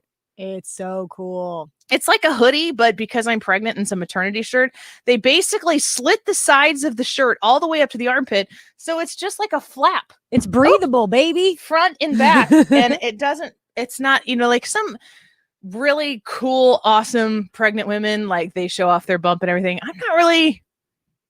I'm too self-conscious to do that. At least when I can still hide it. And I don't think that people would come up to me right now and be like, "Oh, congratulations! What did you do?" They'd probably have questions. COVID's been hard on you, Annie. You've been getting the munchies. But I mean, it's nice to have this comfy thing. I think that this is innovative. I think that maternity wear could very easily translate into COVID pandemic wear. First of all, that looks very soft. It looks like it's very, very soft Super material. comfy. Is maternity wear worth buying? Is that something that like you're like, okay, I might not be investing into a lot of different things because I know my body is going to be changing a lot, but this is something I am definitely investing in. You can't not invest in maternity pants because your pants are not going to budge. It's just not going to happen.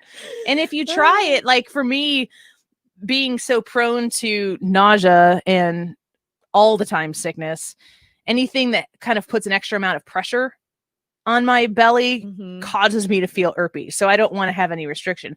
This is the first pregnancy I've had when leggings have been just incredibly acceptable. So this is a game changer, which is what I'm saying. There is a huge crossover I'm noticing between loungewear / COVID wear and maternity wear. And I think men, you can get in on this too. Well, come on, Ryan. As a man, I would be worried about wearing that shirt with the slits in it because I would be worried about having a Marilyn Monroe moment where you walk over a vent, it blows up.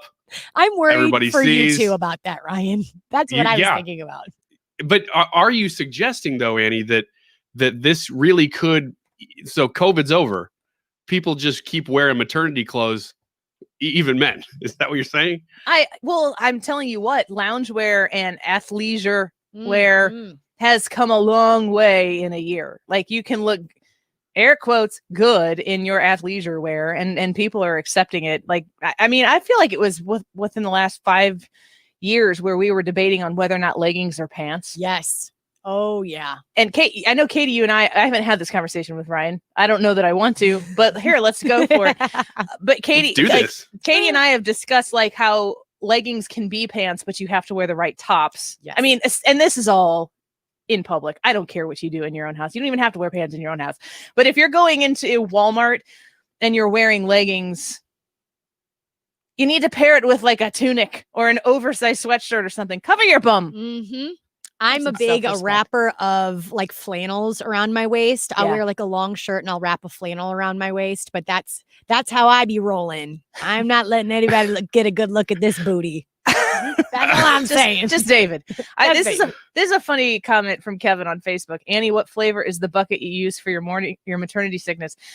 This is a funny comment from, I think he was listening last night. I didn't tell the story on the air here, right? That was last night. Yeah. So my son came home yesterday from school and he showed us his math test. And one of my favorite things about the Lutheran school that my kids go to is they teach math all at the same hour, like third or fourth grade and up.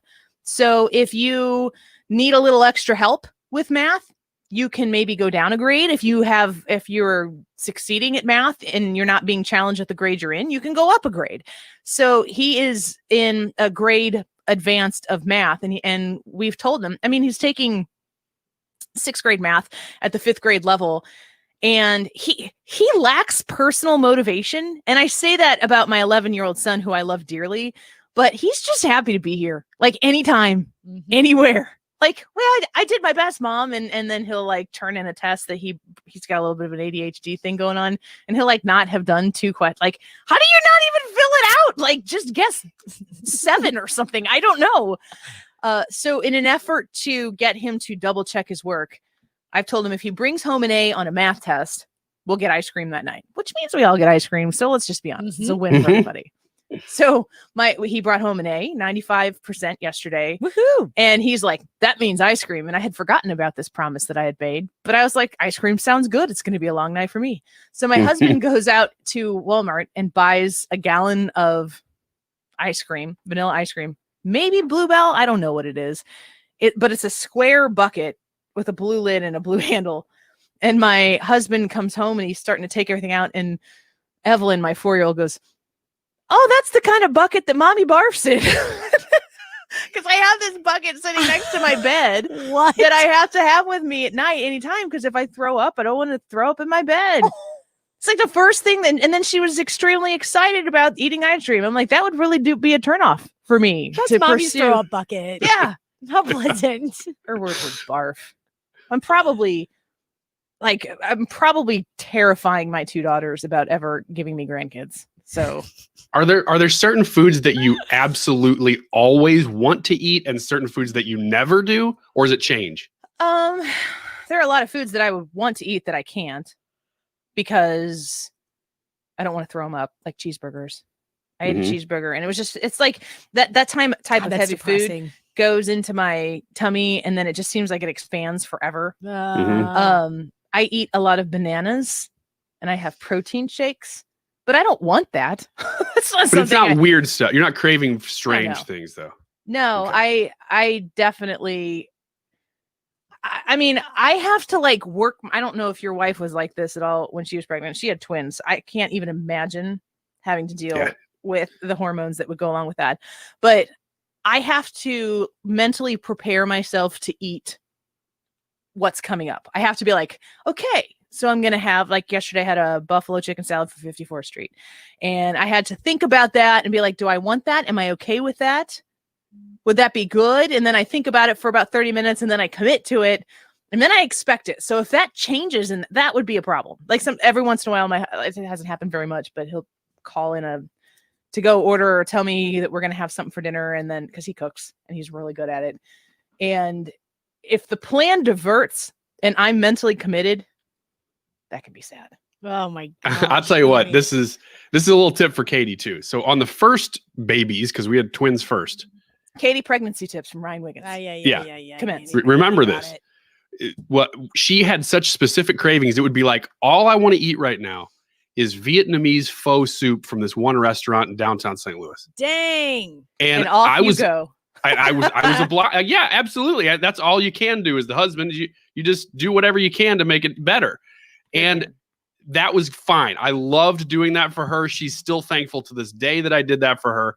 However, the second pregnancy, we had twins during that pregnancy. So it was a lot harder to fulfill those cravings. So I'm telling you, Katie, the first time, go wild. David will do anything that you ask of him. Perfect. However, by the second one, it gets a little harder because you got to balance more responsibilities. Yeah, when you have extra kids, it makes a difference. It sure does. That's why we space them out a little bit so that they're not like leaning on you to not fall down the stairs. I mean, my kids might still fall down the stairs, but they're big enough that they'll make it. Yeah. I won't feel, I'll be like, that's on you, child. Should have worn a helmet. Yeah. I mean, I talk to people ask me how I'm feeling. And it's funny because my doctor said to me today, and I love my doctor. I go to a doctor here on the Illinois side, and I just adore him and everything he's done for me over the course of the time that I've been with him. And he goes, you know what? I have women come in here all the time and they feel terrible and they feel guilty because they feel terrible. He goes, it's okay. This can suck for some people. Don't feel guilty about it. And I didn't know that I needed to hear that until he said it.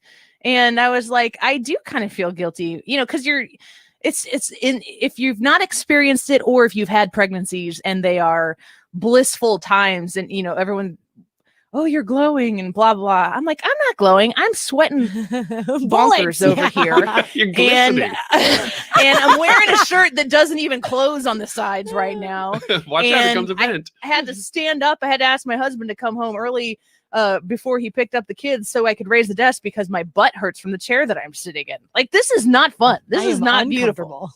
But the process is beautiful, and it is one to be respected, which is why I wanted to play for you some positive news and let you listen into that heartbeat, because, we all need to look at the good things and embrace them when they happen and, share them with one another, because right now we've got quite a bit of heaviness on us.